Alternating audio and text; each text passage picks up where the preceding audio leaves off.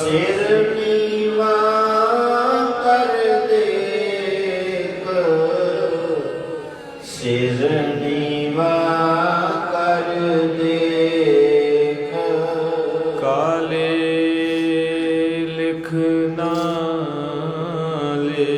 ਫਰੀਦਾ, ਕਾਲੇ ਲਿਖ ਨਾ ਲੇਖ। ਕਾਲੇ ਲਿਖ ਨਾ ਲੇਖ ਵਜੀਦਾ, ਕਾਲੇ ਲਿਖ ਨਾ ਲੇਖ। ਧੰਨ ਬਾਬਾ ਫਰੀਦ ਸਾਹਿਬ ਕਹਿੰਦੇ ਭਾਈ ਤੇਰੇ ਹੱਥ ਕਲਮ ਤੇ ਕਾਗਜ਼ ਹੈ, ਤੇ ਹੁਣ ਤੇਰੇ ਹੱਥ ਹੈ, ਜੋ ਲਿਖਣਾ ਲਿਖ ਲਾ। ਕਿਉਂਕਿ ਆਪਾਂ ਜਿੰਨੇ ਵੀ ਕਰਮ ਕਰਦੇ ਨਾ ਆਪ ਹੀ ਕਰ ਰਹੇ ਹਾਂ। ਹੁਣ ਉਹ ਤੁਹਾਡੇ ਵੱਸ ਹੈ ਵੀ ਤੁਸੀਂ ਆਹ ਸਮਾਂ ਕਿਸੇ ਕੋ ਬਹਿ ਕੇ ਚੌਂਕ ਵਿੱਚ ਚੁਗਲੀਆਂ ਕਰਕੇ ਗੁਜ਼ਾਰ ਲਓ, ਜਾਂ ਕਿਸੇ ਦੇ ਘਰ ਨਿੰਦਿਆ ਕਰਕੇ, ਤੇ ਜਾਂ ਚੁੱਪ ਕਰਕੇ ਸੰਗਤ ਵਿੱਚ ਆ ਕੇ ਗੁਜ਼ਾਰ ਲਓ। ਤੁਹਾਡੇ ਹੱਥ 'ਚ ਕਰਨੀ ਕਾਗਜ਼, ਮਨ ਮਸਵਾ। ਤੁਹਾਡੀ ਜਿਹੜੀ ਕਿਰਤ ਹੈ ਨਾ ਸਵੇਰ ਤੋਂ ਸ਼ਾਮਾਂ ਦੀ, ਉਹ ਕਾਗਜ਼ ਹੈ। ਮਨ ਮਸਵਾਣੀ, ਤੇ ਮਨ ਜਿਹੜਾ ਛਾਈ ਹੈ। ਕਰਨੀ ਕਾਗਜ਼ ਮਨ ਮਸਵਾਣੀ, ਬੁਰਾ ਭਲਾ ਦੋਏ ਲੇਖ ਭਏ। ਕਰਨੀ ਕਾਗਜ਼ ਦੀ ਮਨ ਵਾਲੀ ਛਾਈ, ਤੇ ਜੋ ਵੀ ਸਵੇਰ ਤੋਂ ਸ਼ਾਮਾਂ ਤੱਕ ਕਰੀ ਜਾਂਦੇ ਉਹ ਲਿਖਿਆ ਜਾਂਦਾ।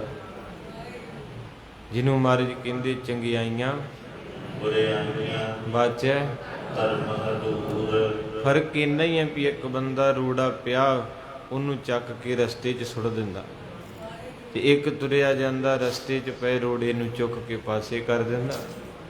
ਕੰਮ ਉਹ ਨਹੀਂ ਹੈ। ਤੋ ਗੁਰੂ ਪਾਤਸ਼ਾਹ ਮਹਾਰਾਜ ਕਿਰਪਾ ਕਰੇ, ਕੋਈ ਭਾਂਡਾ ਪ੍ਰਸ਼ਾਦਾ ਛਕ ਕੇ ਜਾ ਕੇ ਉੱਥੇ ਸੁੱਟ ਜਾਂਦਾ, ਇੱਕ ਮਗਰ ਆਉਂਦਾ ਉਹ ਆਪਣੀ ਥਾਲੀ ਦੇ ਨਾਲ ਦੂਜੀਆਂ ਵੀ ਦੋ ਮਾਂਜ ਜਾਂਦਾ। ਗੱਲ ਇੰਨੀ ਹੈ। ਆਓ ਗੁਰੂ ਨਾਨਕ ਸਾਹਿਬ ਜੀ ਦਾ ਖਰਾ ਸੌਦਾ ਪ੍ਰਸੰਗ ਦੀ ਰੰਭਤਾ ਹੋ ਰਹੀ ਹੈ। ਸਾਰੀ ਸੰਗਤ ਸੁਰਤੀ ਬਿਰਤੀ ਨੂੰ ਇਕਾਗਰ ਕਰੋ ਤੇ ਚੱਲੀਏ ਰਾਏ ਭੋਏ ਦੀ ਤਲਵੰਡੀ। ਸਰੀਰ ਕਰਕੇ ਇੱਥੇ ਬੌਲੀ ਸਾਹਿਬ, ਤੇ ਆਤਮਾ ਕਰਕੇ ਬਾਪੂ ਨਾਨਕ ਦੇ ਆਗਾਜ਼ ਵਾਲੀ ਥਾਂ ਤੇ ਜਾਣਾ ਕਰੀਏ ਜੀ। ਧੰਨ ਸ਼੍ਰੀ ਗੁਰੂ ਨਾਨਕ ਦੇਵ ਜੀ ਮਹਾਰਾਜ। ਧੰਨ ਸ਼੍ਰੀ ਗੁਰੂ ਨਾਨਕ ਦੇਵ ਜੀ ਮਹਾਰਾਜ। ਧੰਨ ਸ਼੍ਰੀ ਗੁਰੂ ਨਾਨਕ ਦੇਵ ਜੀ ਮਹਾਰਾਜ। ਧੰਨ ਸ਼੍ਰੀ ਗੁਰੂ ਨਾਨਕ ਦੇਵ ਜੀ ਮਹਾਰਾਜ। ਵਾਹਿਗੁਰੂ ਸਾਹਿਬ ਜੀ ਦੋਹਰਾ। ਸ੍ਰੀ ਨਾਨਕ ਸੁਖ ਸਿੰਧ ਕੋ ਆਦ ਜੋਰ ਪ੍ਰਣਾਮ। ਕਵੀ ਸੰਤੋਖ ਸਿੰਘ ਜੀ ਕਹਿੰਦੇ ਹਨ ਕਿ ਮੇਰੀ ਦੋਵੇਂ ਹੱਥ ਜੋੜ ਕੇ, ਜੋੜੋ ਇਦਾਂ, ਸਾਰੇ ਜੋੜੋ ਇਦਾਂ, ਅਕੜਿੰਗੀ ਜੀ ਨੇ ਪਾਇਓ ਇਦਾਂ ਜੋੜਨੇ, ਦੋਏ ਕਰ ਜੋੜ। ਵੈਸੇ ਵੀ ਜਦੋਂ ਇਦਾਂ ਇਸ ਅਵਸਥਾ ਦੇ ਵਿੱਚ ਬੰਦਾ ਆਉਂਦਾ ਨਾ, ਐਟੋਮੈਟਿਕ ਹੀ ਜਦੋਂ ਦੋਵੇਂ ਹੱਥ ਬਰਾਬਰ ਜੁੜਦੇ ਤੇ ਅੰਦਰ ਗਰੀਬੀ ਆਉਂਦੀ ਹੈ। ਤੁਸੀਂ ਅਵਸਥਾ ਦੇ ਵਿੱਚ ਆ ਕੇ ਵੇਖੋ, ਇਦਾਂ ਕਰਕੇ ਨਾ ਐਟੋਮੈਟਿਕ ਸਰੀਰ ਐਂ ਲੱਗੇਗਾ ਜਿਵੇਂ ਸਤਿਗੁਰੂ ਦੇ ਰਹੇ ਤੇ ਮੈਂ ਲੈ ਰਿਹਾ ਹੁੰਦਾ। ਐਵੇਂ ਥੋੜਾ ਮਹਾਰਾਜ ਜੀ ਨੇ ਕਿਹਾ ਦੋਏ ਕਰ, ਕਰ ਕਹਿੰਦੇ ਹੱਥਾਂ ਨੂੰ, ਕਹਿੰਦੇ ਪੂਰੀ ਤਰ੍ਹਾਂ ਇਦਾਂ ਜੋੜਨੇ ਚਾਹੀਦੇ ਹੈ। ਤੇ ਕਈ ਵਾਰੀ ਮਹਾਂਪੁਰਖ ਬਾਬਾ ਸ਼ਿੰਦਰ ਸਿੰਘ ਜੀ ਵੀ ਇੱਕ ਵਾਰ ਇੱਥੇ ਆਏ, ਰਾਤਰੀ ਦਾ ਦੀਵਾਨ ਸੀ, ਕਹਿੰਦੇ ਆਹ ਕੀ ਹੋਏ, ਐਂ ਕਰਕੇ ਕੜਿੰਗੀ ਜੀ ਨਾ ਪਾਇਆ ਕਰੋ। ਇਹ ਕੋਈ ਦੋਵੇਂ ਕਰਨੀ, ਦੋਵੇਂ ਕਰ ਇਦਾਂ ਜੁੜਨੇ ਬਰਾਬਰ। ਇਦਾਂ ਕਰਕੇ ਭਾਵਨਾ ਨਾਲ ਰੀੜ੍ਹ ਦੀ ਹੱਡੀ ਨੂੰ ਸਿੱਧਾ ਕਰਕੇ, ਜਿਹਨੂੰ ਕੋਈ ਨਹੀਂ ਪ੍ਰੋਬਲਮ, ਇਦਾਂ ਕਰਕੇ ਜਦੋਂ ਬੰਦਾ ਬੈਠਦਾ ਹੈ ਨਾ, ਖਾਸ ਕਰਕੇ ਮਹਾਤਮਾ ਬੁੱਧ ਦਾ ਜੀਵਨ ਪੜ੍ਹਿਓ। ਮਹਾਤਮਾ ਬੁੱਧ ਕਹਿੰਦੇ ਜਿੰਨਾ ਚਿਰ ਡਿਸਿਪਲਨ ਨਹੀਂ ਆ ਨਾ, ਉਹਨਾਂ ਚਿਰ ਬੱਚਾ ਪੜ੍ਹ ਨਹੀਂ ਸਕਦਾ। ਪਹਿਲਾਂ ਬੱਚੇ ਨੂੰ ਆਪਾਂ ਸਕੂਲੇ ਭੇਜੀਦਾ ਵੀ 1-2 ਸਾਲਾਂ 'ਚ ਬਹਿਣਾ ਉੱਠਣਾ ਸਿੱਖਦਾ, ਬਾਅਦ 'ਚ ਪੜ੍ਹਾਈ ਸ਼ੁਰੂ ਹੋਣੀ। ਇਹ ਗੁਰੂ ਨਾਨਕ ਦਾ ਸਕੂਲ। ਇੱਥੇ ਮਹਾਰਾਜ ਕਹਿੰਦੇ ਪਹਿਲਾਂ ਤੈਨੂੰ ਬਹਿਣਾ, ਮੱਥਾ ਟੇਕਣਾ, ਪਰਿਕਰਮਾ ਕਰਨੀਆਂ ਆਉਣਗੀਆਂ ਤੇ ਅੱਗੇ ਵਧੇਗਾ। ਤੇ ਕਈ ਵਾਰੀ ਆਪਾਂ ਹੋਈਦਾ ਵੀ ਕਈ ਆਉਂਦੇ ਆ ਮੱਥਾ ਜੇ ਟੇਕਣਾ ਦਾ, ਪਹਿਲਾਂ ਇੱਧਰ ਵੇਖਣਗੇ, ਫਿਰ ਬੰਦਿਆਂ ਵੱਲ ਵੇਖਣਗੇ, ਫਿਰ ਤਾਂ ਤੂੰ ਵੇਖਣਗੇ, ਤੇ ਫਿਰ ਬਸ ਗੋਡਾ ਜਿਹਾ ਲਾ ਕੇ ਤੇ ਉੱਪਰ ਦੀ ਮਹਾਰਾਜ ਕਹਿੰਦੇ ਇਹਨੂੰ ਤਾਂ ਮੱਥਾ ਟੇਕਣਾ ਨਹੀਂ ਆਇਆ ਜੇ, ਤੇ ਇਹਨੇ ਸੁਣਨਾ ਕੀ ਹੈ? ਜਿੰਨਾ ਚਿਰ ਸਰੀਰ ਨਹੀਂ ਸਹੀ। ਹੁਣ ਡਾਕਟਰ ਆਪਰੇਟ ਕਰਦੇ ਆ ਤੇ ਪਹਿਲਾਂ ਸਾਰਾ ਕੁਝ ਵਾਰ-ਵਾਰ ਚੈੱਕ ਕਰਦੇ ਕਿ ਨਹੀਂ, ਵੀ ਸ਼ੂਗਰ ਸਹੀ ਆ, ਬੀਪੀ ਸਹੀ ਆ, ਇਹਦੀ ਧੜਕਣ ਕਿੰਨੀ ਹੈ ਇਹਦੀ। ਜਦੋਂ ਓਕੇ ਹੋਵੇ ਉਹਨਾਂ ਚਿਰ ਉਹਨੂੰ ਕੈਂਚੀ ਨਹੀਂ ਲਾਉਂਦੇ। ਉਹਨੂੰ ਪਤਾ ਜੇ ਕੋਈ ਵਾਧ ਘਾਟ ਹੋਈ ਤੇ ਇਹਨੇ ਮਰ ਜਾਣਾ। ਇਸੇ ਤਰ੍ਹਾਂ ਮਹਾਰਾਜ ਸੱਚੇ ਪਾਤਸ਼ਾਹ ਦਾ ਇਹ ਗੁਰੂ ਸਾਹਿਬ ਦਾ ਵਿਦਿਆ ਘਰ ਹੈ, ਧਰਮਸ਼ਾਲ ਹੈ, ਘੜੀ ਹੈ ਸ਼ਬਦ ਸੱਚੀ ਟਕਸਾਲ। ਜਿੱਦਾਂ ਡਾਕਟਰ ਕਹਿੰਦੇ ਦਵਾਈ ਦੇਣ ਤੋਂ ਪਹਿਲਾਂ ਕਹਿੰਦੇ ਖਾਲੀ ਪੇਟ ਤੇ ਨਹੀਂ ਖਾਧਾ ਕੁਝ, ਇਸੇ ਤਰ੍ਹਾਂ ਮਹਾਰਾਜ ਸੱਚੇ ਪਾਤਸ਼ਾਹ ਵੀ ਜਦੋਂ ਆਪਦਾ ਨਾਮ ਦਿੰਦੇ ਆ ਤੇ ਪਹਿਲਾਂ ਕਹਿੰਦੇ ਟਿਕਿਆ ਏ, ਤੇਰੇ ਅੰਦਰ ਭਾਂਡਾ ਪਵਾਉਣ ਵਾਲਾ ਚਾਹੀਦਾ। ਸੋ ਇਸ ਕਰਕੇ ਕਵੀ ਰਾਜ ਜੀ ਕਹਿੰਦੇ ਮੇਰੀ ਦੋਵੇਂ ਹੱਥ ਜੋੜ ਕਰਕੇ ਧੰਨ ਗੁਰੂ ਨਾਨਕ ਸਾਹਿਬ ਜੀ ਤੈਨੂੰ ਨਮਸਕਾਰ ਹੈ। ਹੁਣ ਇੱਦਾਂ ਜਦੋਂ ਆਪਾਂ ਜੁੜਦੇ ਅੱਖਾਂ ਬੰਦ ਕਰਕੇ ਗੁਰੂ ਨਾਨਕ ਦੀ ਸੂਰਤ ਅੱਗੇ ਆ ਜਾਂਦੀ, ਮਹਾਰਾਜ ਦਾ ਸਰੂਪ ਆ ਜਾਂਦਾ, ਇੱਕ ਨਿਮਰਤਾ ਆ ਜਾਂਦੀ ਹੈ। ਇਸ ਕਰਨਾ ਤੇ ਬੜੀ ਪਾਵਹਿ ਗਤ ਵਿਸਰਾਮ। ਤੇ ਕਵੀ ਜੀ ਕਹਿੰਦੇ ਫਿਰ ਐਵੇਂ ਨਹੀਂ, ਮੈਂ ਅੱਗੇ ਵੀ ਜ਼ਿਕਰ ਕੀਤਾ ਸੀ ਕਿ ਮੱਖੀ ਸਬਜ਼ੀ ਵੇਚਣ ਵਾਲੇ ਦੇ ਛਾਬੇ ਤੇ ਬਹਿ ਜਾਂਦੀ, ਕੋਈ ਮੁੱਲ ਨਹੀਂ ਪੈਂਦਾ। ਮੱਖੀ ਹਲਵਾਈ ਦੇ ਛਾਬੇ ਤੇ ਬਵੇ, ਉਹਦਾ ਬੋਲਦਿਆ ਕਰੋ ਕੋਈ ਮੁੱਲ ਨਹੀਂ। ਮੱਖੀ ਫਰੂਟ ਵੇਚਣ ਵਾਲੇ ਦੇ ਛਾਬੇ ਤੇ ਬਹਿ ਜੇ ਕੋਈ, ਪਰ ਜਦੋਂ ਮੱਖੀ ਉੱਡਦੀ ਉੱਡਦੀ ਸੁਨਿਆਰੇ ਦੇ ਛਾਬੇ ਤੇ ਬਹਿੰਦੀ 4-5 ਹਜ਼ਾਰ ਦਾ ਫਰਕ ਪਾ ਜਾਂਦਾ। ਇਸ ਕਰਕੇ ਮਹਾਰਾਜ ਕਹਿੰਦੇ ਮੜੀਆਂ ਕਬਰਾਂ ਰਿਸ਼ਤੇਦਾਰਾਂ ਸੱਜਣਾ ਕੋ ਤੁਸੀਂ ਬਹਿੰਦੇ ਹੋ, ਸਾਰੀ ਸਾਰੀ ਰਾਤ ਆਪਾਂ ਭੈਣਾਂ ਭਰਾਵਾਂ ਕੋ ਗੱਲਾਂ ਕਰੀਦੀਆਂ, ਪਰ ਗੁਰੂ ਗ੍ਰੰਥ ਸਾਹਿਬ ਕੋ ਪਹਿਲੀ ਗੱਲ ਤੇ ਬਹਿੰਦਾ ਹੀ ਕੋਈ। 5 ਮਿੰਟ ਮੱਥਾ ਟੇਕ ਕੇ ਬਹਿ ਨਿਕਲ ਜਾਈਦਾ। ਕਥਾ ਕੀਰਤਨ 'ਚ ਵੀ ਕੋਈ ਵਿਰਲਾ ਹੋਊ ਜਿਹੜਾ ਬਹਿ ਜੂ, ਨਹੀਂ ਤੇ ਕਹਿਣਗੇ ਆ ਜਾ ਬਾਹਰ ਕੁਰਸੀ ਤੇ ਚੱਲਦੇ ਆ, ਉੱਥੇ ਗੱਲਾਂ ਬਾਤਾਂ ਮਾਰਾਂਗੇ, ਬਾਬੇ ਤਾਂ ਲੱਗੇ ਰਹਿੰਦੇ ਆ। ਤੇ ਇਸ ਕਰਕੇ ਮਹਾਰਾਜ ਕਹਿੰਦੇ ਮੱਖੀ ਸੁਨਿਆਰੇ ਦੇ ਛਾਬੇ ਤੇ ਬੈਠੀ ਮੁੱਲ ਪੈ ਗਿਆ। ਉਹ ਸਿੱਖਾ ਸਾਰੀ ਜ਼ਿੰਦਗੀ ਤੂੰ ਦੁਨੀਆ ਕੋ ਬਹਿ ਕੇ ਲੰਘਾਤੀ, ਮੌਕਾ ਹੀ ਆਪਣੇ ਸਾਈਂ ਕੋ ਬਹਿ ਜਾ। ਜਦੋਂ ਮੁੜ ਕੇ ਹੱਡੀ ਦੁਖਣ ਲੱਗ ਪਈ, ਗੋਡੇ ਖਤਮ ਹੋ ਗਏ, ਸਿਰ ਘੁੰਮਣ ਲੱਗ ਪਿਆ, ਫਿਰ ਨਹੀਂ ਬੈਠਾ ਜਾਣਾ। ਕਈ ਲਿਆਉਂਦੇ ਹੀ ਆ ਬਜ਼ੁਰਗਾਂ ਨੂੰ ਚੁੱਕ ਕੇ ਮੱਥਾ ਟਿਕਾਉਣ ਤੇ ਉਹ ਕੰਬੀ ਜਾਂਦੇ ਐ। ਜਿਹਨੂੰ ਗੁਰਬਾਣੀ ਚ ਮਹਾਰਾਜ ਕਹਿੰਦੇ ਨੈਣੋ ਨੀਰ ਬਹਿ ਤਨ ਖੀਨਾ ਭਏ ਕੇਸ ਦੁੱਧਵਾਨੀ, ਰੂਦਾ ਕੰਠ ਸ਼ਬਦ ਨਹੀਂ ਉਚਰੈ ਅਬ ਕਿਆ ਕਰੇ ਪ੍ਰਾਨੇ। ਕਹਿੰਦੇ ਲੱਤਾਂ ਕੰਬੀ ਜਾਂਦੀਆਂ, ਦੁੱਧ ਵਰਗੇ ਚਿੱਟੇ ਵਾਲ ਹੋ ਗਏ, ਗੋਡੇ ਭਾਰ ਨਹੀਂ ਚੱਲਦੇ, ਗਲੇ ਚੋਂ ਆਵਾਜ਼ ਨਹੀਂ ਆਉਂਦੀ। ਕਿੱਦਾਂ ਕਹੂ ਵਾਹਿਗੁਰੂ ਵਾਹਿਗੁਰੂ ਵਾਹਿਗੁਰੂ ਵਾਹਿਗੁਰੂ ਵਾਹਿਗੁਰੂ। ਸਭ ਤੋਂ ਔਖੀ ਬੰਦਗੀ ਕਰਨੀ। ਸ੍ਰੀਮਾਨ ਸੰਤ ਬਾਬਾ ਤਾਰਾ ਸਿੰਘ ਜੀ ਸਰਹਾਲੀ ਸਾਹਿਬ ਵਾਲੇ ਮਹਾਂਪੁਰਖ ਭਜਨ ਕਰਦੇ ਸੀ ਵੀ ਕਿਆ 2 ਘੰਟੇ ਸਿਮਰਨ ਕਰ ਲਿਆ ਤੇ ਕਿਆ ਸਵੇਰ ਤੋਂ ਸ਼ਾਮਾਂ ਤੱਕ ਬਲਦਾਂ ਨਾਲ ਹਲ ਵਾਲਿਆ।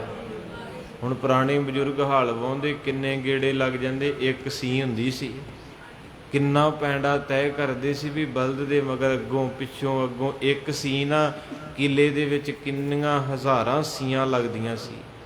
ਇੰਨਾ ਪੈਂਡਾ ਸੀ, ਇੰਨੀ ਸਟਰਗਲ ਸੀ ਉਹਨਾਂ ਦੀ, ਤਾਂ ਕਰਕੇ ਉਹਨਾਂ ਦੀ ਕੋਈ ਨਾੜ ਨਹੀਂ ਸੀ ਬਲੌਕ ਹੁੰਦੀ। ਅੱਜ 100 ਦੇ ਵਿੱਚੋਂ 75% ਹਸਪਤਾਲਾਂ 'ਚ ਆਪਰੇਟ ਕਿਹਦੇ ਹੁੰਦੇ? ਜਿਨ੍ਹਾਂ ਦੀਆਂ ਨਾੜਾਂ ਬਲੌਕ ਹੈ, ਕਿਉਂਕਿ ਖਾ ਕੇ 25-26 ਕਿਲੋ ਤੇ ਮੰਜੇ ਤੇ ਡਿੱਗ ਪੈਂਦੇ ਆ। ਤਾਂ ਫਿਰ ਵੀ ਤੁਸੀਂ ਕਰਮਾਂ ਵਾਲੇ, ਨਾਲੇ ਸੈਰ ਕਰ ਜਾਂਦੇ, ਨਾਲੇ ਕਥਾ ਸੁਣ ਜਾਂਦੇ, 2 ਲਾਭ ਹੈ। ਆਖੋ ਸਤਨਾਮ। ਤੋ ਮਹਾਰਾਜ ਸੱਚੇ ਪਾਤਸ਼ਾਹ ਕਿਰਪਾ ਦੇ ਦਾਤੇ ਕਵੀ ਸੰਤੋਖ ਸਿੰਘ ਜੀ ਕਹਿੰਦੇ ਗੁਰੂ ਨਾਨਕ ਸਾਹਿਬ ਜੀ ਜਿਹੜਾ ਤੈਨੂੰ ਸੱਚੇ ਦਿਲੋਂ ਮੱਥਾ ਟੇਕਦਾ, ਇਹ ਵੀ ਵੱਡਾ ਭਾਗ ਹੈ। ਕਥਾ ਸੁਣੋ, ਕੀਰਤਨ ਸੁਣੋ, ਵੱਖਰੀ ਗੱਲ ਹੈ, ਪਰ ਮਹਾਰਾਜ ਕਹਿੰਦੇ ਸੋਹਿਲਾ ਸਾਹਿਬ 'ਚ ਕਰ ਡੰਡੌਤ ਪੁੰਨ ਵੱਡਾ। ਕਿਸੇ ਨੂੰ ਇੱਦਾਂ ਹੱਥ ਜੋੜ ਕੇ ਪਿਆਰ ਨਾਲ ਬੁਲਾਉਣਾ, ਇਹ ਵੱਡਾ ਪੁੰਨ ਹੈ। ਤੁਹਾਡੇ 'ਚ ਸੋਹਿਲਾ ਸਾਹਿਬ ਕੰਠ ਹੋਣਾ ਕਈਆਂ ਨੂੰ। ਮਹਾਰਾਜ ਕਹਿੰਦੇ ਕਰ ਡੰਡੌਤ ਪੁੰਨ, ਕਰ ਸਾਧੂ ਅੰਜਲੀ। ਇਹ ਪੁੰਨ ਦੱਸੇ ਵੀ ਕੋਈ ਸੰਗਤ ਵਿੱਚ ਫਤਿਹ ਬੁਲਾ ਦੇ, ਇਹ ਵੀ ਪੁੰਨ ਹੈ। ਕੋਈ ਕਿਸੇ ਰਾਹਗੀਰ ਨੂੰ ਇੱਦਾਂ ਕਰਕੇ ਫਤਿਹ ਬੁਲਾ ਦੇ, ਵੱਡਾ ਪੁੰਨ ਹੈ। ਤਾਂ ਕਰਕੇ ਮੇਰੇ ਸੱਚੇ ਪਾਤਸ਼ਾਹ ਰਹਿਮਤ ਦੇ ਦਾਤੇ ਨੇ ਕਿਰਪਾ ਕੀਤੀ। ਮਹਾਰਾਜ ਕਹਿੰਦੇ ਕਾਮ ਕ੍ਰੋਧ ਨਗਰ ਭਰਿਆ। ਪੜਿਆ ਕਰੂ ਬੋਲ ਸੋਲਾ ਸਾਹਿਬ ਸੌਣ ਲੱਗਿਆ। ਕਾਮ ਕ੍ਰੋਧ ਨਗਰ ਬਹੁ ਭਰਿਆ। ਆਪਣਾ ਨਗਰ ਹੈ ਇੱਕ, ਇਹਨੂੰ 9 ਦਰਵਾਜ਼ੇ ਲੱਗੇ, ਜਿੱਦਾਂ ਗੇਟ ਆ ਨਾ ਬੌਲੀ ਸਾਹਿਬ ਦਾ ਵੱਡਾ, ਇੱਧਰ ਇੱਕ ਇੱਧਰ। ਮਹਾਰਾਜ ਕਹਿੰਦੇ ਆ ਇੱਕ ਨਗਰੀ ਆ, ਇਹਨੂੰ 9 ਦਰਵਾਜ਼ੇ ਲੱਗੇ ਵੱਡੇ। ਪਹਿਲਾ ਦਰਵਾਜ਼ਾ ਅੱਖਾਂ ਦਾ, ਕੰਨਾਂ ਦਾ, ਜਿਹਦੇ ਰਾਹੀਂ ਚੀਜ਼ਾਂ ਅੰਦਰ ਆਉਂਦੀਆਂ। ਅੱਖਾਂ ਵੇਖਦੀਆਂ ਏ ਫਿਰ ਅੰਦਰ ਜਾਂਦੀਆਂ ਏ, ਮੁੱਖ ਛਕਦਾ ਏ ਫਿਰ ਪੇਟ 'ਚ ਜਾਂਦਾ, ਕੰਨ ਸੁਣਦੇ ਫਿਰ ਅੰਦਰ ਜਾਂਦਾ ਏ, ਅੰਦਰ ਜਾ ਕੇ ਫਿਰ ਉੱਦਾਂ ਦਾ ਸੁਭਾਅ ਪੈਦਾ ਕਰਦਾ ਏ। ਤੋ ਇਸ ਕਰਕੇ ਮਹਾਰਾਜ ਸੱਚੇ ਪਾਤਸ਼ਾਹ ਕਹਿੰਦੇ ਕਾਮ ਕ੍ਰੋਧ ਨਗਰ ਬਹੁ ਭਰਿਆ। 2 ਚੀਜ਼ਾਂ ਨਾਲ ਭਰਿਆ ਪਿਆ ਜਿਹੜਾ ਨਗਰ, ਇੱਕ ਕਾਮ ਦੇ ਨਾਲ, ਇੱਕ ਗੁੱਸੇ ਨਾਲ। ਦੋਵੇਂ ਚੀਜ਼ਾਂ ਖਹਿੜਾ ਨਹੀਂ ਛੱਡਦੀਆਂ, ਭਾਵੇਂ ਬੰਦਾ ਬੁੱਢਾ ਹੋ ਜੇ, ਚਸਕੇ ਬਹੁਤ ਲੈਂਦਾ। ਬਾਣੀ ਨੇ ਫੈਸਲਾ ਕੀਤਾ, ਕਹਿੰਦੇ ਕਾਮ ਕ੍ਰੋਧ ਮਿਲ ਸਾਧੂ, ਕਹਿੰਦੇ ਸੰਗਤ ਵਿੱਚ ਜਾ ਕੇ ਇਹਨੇ ਖਤਮ ਹੋਣਾ ਏ, ਹੋਰ ਕਿਤੇ ਨਹੀਂ। ਮਿਲ ਸਾਧੂ ਖੰਡਲ ਖੰਡਾਰੇ ਪੂਰਬ ਲਿਖਤ, ਲਿਖੇ ਗੁਰ ਪਾਇਆ। ਮਨ ਹਰ ਲਿਵ ਮੰਡਲ ਖੰਡਾਰੇ ਕਰ ਸਾਧੂ, ਅੰਜਲੀ ਪੁਨ ਵਟਾਰੇ। ਕਰ ਡੰਡੌਤ। ਪੁਨ ਵਟਾਰੇ ਕਿੰਨਾ ਪਿਆਰ ਦੇ ਕੇ ਫਿਰ ਕਹਿੰਦੇ ਸਾਕਤ ਹਰ ਰਸ। ਸਾਧ ਨਾ ਜਾਣਿਆ। ਜਿਹੜਾ ਸਾਕਤ ਬੰਦਾ ਏ ਉਹਨੂੰ ਸੰਗਤ ਵਿੱਚ ਰਸ ਨਹੀਂ ਆਉਂਦਾ, ਉਹ 5 ਮਿੰਟ ਤੋਂ ਵੱਧ ਨਹੀਂ ਬਹਿ ਸਕਦਾ, ਉੱਠ ਕੇ ਚੱਲ ਜੂਗਾ। ਮੈਂ ਨਹੀਂ ਕਹਿੰਦਾ, ਗੁਰੂ ਰਾਮਦਾਸ ਜੀ ਕਹਿੰਦੇ ਸਾਕਤ ਹਰ ਰਸ ਸਾਧ ਨਾ ਜਾਣਿਆ। ਮਾੜੇ ਬੰਦੇ ਦਾ ਨਹੀਂ ਦਿਲ ਲੱਗਣਾ, ਜਿੰਨੀ ਮਰਜ਼ੀ ਸੋਹਣੀ ਕਥਾ ਚੱਲਦੀ ਹੋਵੇ, ਭੋਗ ਪੈ ਰਿਹਾ ਹੋਵੇ, ਕੀਰਤਨੀਏ ਲੱਗੇ ਹੋਣ, ਉਹਨੇ ਭੱਜਣਾ ਹੀ ਭੱਜਣਾ। ਸਾਕਤ ਹਰ ਸਾਧ ਨਾ ਜਾਣਿਆ ਤਿਨ ਅੰਤਰ, ਹਉਮੈ ਕੰਡਾਏ। ਉਹਦੇ ਅੰਦਰ ਹਉਮੈ ਦਾ ਕੰਡਾ ਚੁਭਦਾ ਨਾ, ਜਦੋਂ ਬਹਿੰਦਾ ਉਹ ਥੱਲਿਓਂ ਚੁਭਦਾ। ਤੇ ਮਹਾਰਾਜ ਕਹਿੰਦੇ ਫਿਰ ਕੀ ਹੁੰਦਾ, ਜਿਉਂ-ਜਿਉਂ ਚੱਲੇ ਚੁਬੈ ਦੁਖ ਪਾਵੈ। ਉਹ ਫਿਰ ਜਦੋਂ ਦੁਨੀਆ 'ਚ ਵਿਚਰਦਾ ਨਾ, ਤੁਰਦਾ ਏ ਤੇ ਉਹਨੂੰ ਕੰਡਾ ਚੁਭਦਾ।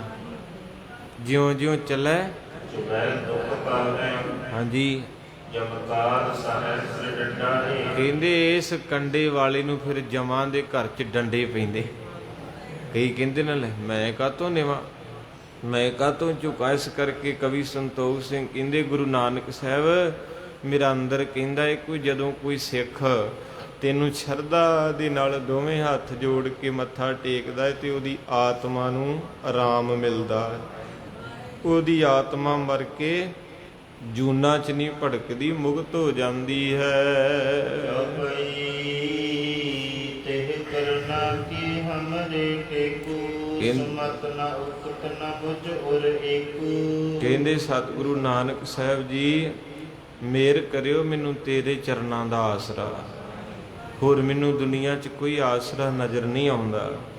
ਸੁਮਤ ਨਾ ਉਕਤ ਨਾ ਮੁਝ ਔਰ ਏਕੂ। ਸਤਿਗੁਰੂ ਮੇਰੇ ਪਾਸ ਇੰਨੀ ਬੁੱਧੀ ਨਹੀਂ, ਮੇਰੇ ਪਾਸ ਇੰਨਾ ਗਿਆਨ ਨਹੀਂ ਕਿ ਮੈਂ ਗ੍ਰੰਥ ਲਿਖ ਸਕਾਂ, ਮੈਂ ਤੇਰੀਆਂ ਕਵਿਤਾ ਲਿਖ ਸਕਾਂ। ਬਹੁਤ ਵੱਡੀ ਕਮਾਈ ਜੀ। ਆ ਜਿੰਨਾ ਇਤਿਹਾਸ ਤੁਸੀਂ ਸੁਣ ਰਹੇ ਹੋ, ਮਹਾਕਵੀ ਭਾਈ ਸੰਤੋਖ ਸਿੰਘ, ਕਈ ਵਾਰ ਮਹਾਂਪੁਰਖ ਕਹਿੰਦੇ ਸੰਤ ਭਾਈ ਸੰਤੋਖ ਸਿੰਘ, ਸੰਤ ਸੀ ਉਹ। ਕਿੰਨੇ ਲੱਖ ਜਪਜੀ ਸਾਹਿਬ ਦਾ ਪਾਠ ਕੀਤਾ ਤੇ ਫਿਰ ਜਾ ਕੇ ਇਤਿਹਾਸ ਲਿਖਿਆ। ਐਵੇਂ ਨਹੀਂ ਵੀ ਜਿਹੜਾ ਜੀ ਕੀਤਾ ਤੇ ਕਲਮ ਚੁੱਕੀ ਤੇ ਸ਼ੇਰ ਲਿਖ ਦਿੰਦੇ ਜਿੱਦਾਂ ਆਮ ਬੰਦੇ। ਬਹੁਤ ਵੱਡੀ ਤਪੱਸਿਆ ਕਰਕੇ 10 ਪਾਤਸ਼ਾਹੀਆਂ ਦਾ ਇਤਿਹਾਸ ਲਿਖਿਆ ਕਵੀ ਸੰਤੋਖ ਸਿੰਘ ਨੇ। ਬਹੁਤ ਵੱਡੀ ਘਾਲਣਾ ਕਮਾਈ ਕਰਕੇ ਕਹਿੰਦੇ, ਮਹਾਰਾਜ ਮੈਂ ਤੇਰੀ ਕਥਾ ਲਿਖਣ ਲੱਗਾ, ਜਿਸ ਕਥਾ ਨੂੰ ਸੁਣ ਕੇ ਆਪਣੇ ਵਰਗੇ ਲੱਖਾਂ ਦੁਖੀਆਂ ਨੂੰ ਸੁੱਖ ਆਉਂਦਾ। ਸੰਗਤ ਮੂੰਹੋਂ ਕਹਿੰਦੀ ਹੈ ਵੀ ਜੀ ਕਰਦਾ ਜਾਈਏ ਨਾ ਘਰੋਂ।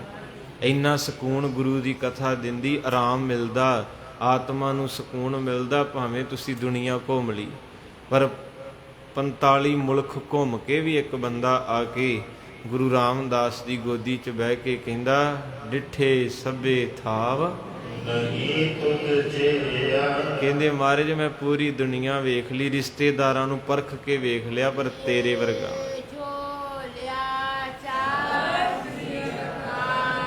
ਧੰਨ ਮਹਾਰਾਜ ਸੱਚੇ ਪਾਤਸ਼ਾਹ ਕਿਰਪਾ ਕਰ ਦਿੰਦੇ ਹਨ। ਰੁਚ ਉਚੀ ਮਨ ਕੀ ਮਤ ਕੀਰਾ। ਮਿਲਾ ਨ ਕੌਟੀ ਚਾਹੋ ਹੀਰਾ। ਔਰ ਸੱਚੇ ਪਾਤਸ਼ਾਹ ਮਹਾਰਾਜ ਮੇਰੀ ਕਰਤੂਤ ਕੀ ਹੈ, ਮੇਰੇ ਪੱਲੇ ਕੀ ਹੈ ਗੁਣ, ਕਿ ਮੇਰੀ ਹਾਲਤ ਤੇ ਐਸੀ ਹੈ ਕਿ ਮੈਂ ਕੌਡੀ ਦਾ ਵੀ ਹੱਕਦਾਰ ਨਹੀਂ ਤੇ ਮੰਗਣ ਦਾ ਤੇਰੇ ਘਰੋਂ ਹੀਰੇ। ਕਰਤੂਤ ਮੇਰੀ, ਕਰਮ ਮੇਰੇ ਕੌਡੀਆਂ ਵਰਗੇ ਵੀ ਨਹੀਂ ਹੈ। ਵੀ ਮੈਨੂੰ ਕੌਡੀ ਤੇਰੇ ਘਰੋਂ ਮਿਲ ਜੇ, ਤੇ ਪਰ ਮੈਂ ਜਦੋਂ ਆਉਣਾ ਤੇਰੇ ਕੋ ਹੀਰੇ ਮੰਗਦਾ। ਆਖੋ ਸਤਨਾਮ। ਤੇ ਇਸ ਕਰਕੇ ਕਹਿੰਦੇ ਹੋਸ਼ੀ ਮੱਤ ਹੈ ਮੇਰੀ, ਸਤਿਗੁਰੂ ਤੇਰਾ ਘਰ ਵੱਡਾ ਹੈ, ਤੇਰਾ ਗਿਆਨ ਵੱਡਾ ਹੈ, ਤੇਰੀ ਸੋਭਾ ਵੱਡੀ ਹੈ, ਮੇਰੇ ਪੱਲੇ ਕੋਈ ਗਿਆਨ ਨਹੀਂ, ਮੇਰੇ ਪੱਲੇ ਕੋਈ ਮੱਤ ਨਹੀਂ ਹੈ, ਮੈਂ ਤਾਂ ਤੇਰੇ ਘਰੋਂ ਕੌਡੀਆਂ ਵੀ ਨਹੀਂ ਲੈ ਸਕਦਾ, ਤੇ ਐਡੀ ਵੱਡੀ ਮਿਹਨਤ ਕਿੱਦਾਂ ਕਰਾਂਗਾ ਸਤਿਗੁਰੂ, ਮੈਂ ਤੇ ਕਰੋੜਾਂ ਦਾ ਹੀਰਿਆਂ ਦਾ ਵਪਾਰੀ ਬਣ ਕੇ ਆਇਆ ਹੈ, ਪਰ ਕੌਡੀ ਵਰਗੀ ਮੱਤ ਨਹੀਂ ਮਿਲੇ, ਨਾ ਕੌਡੀ ਚਾਹੋ ਹੀਰਾ।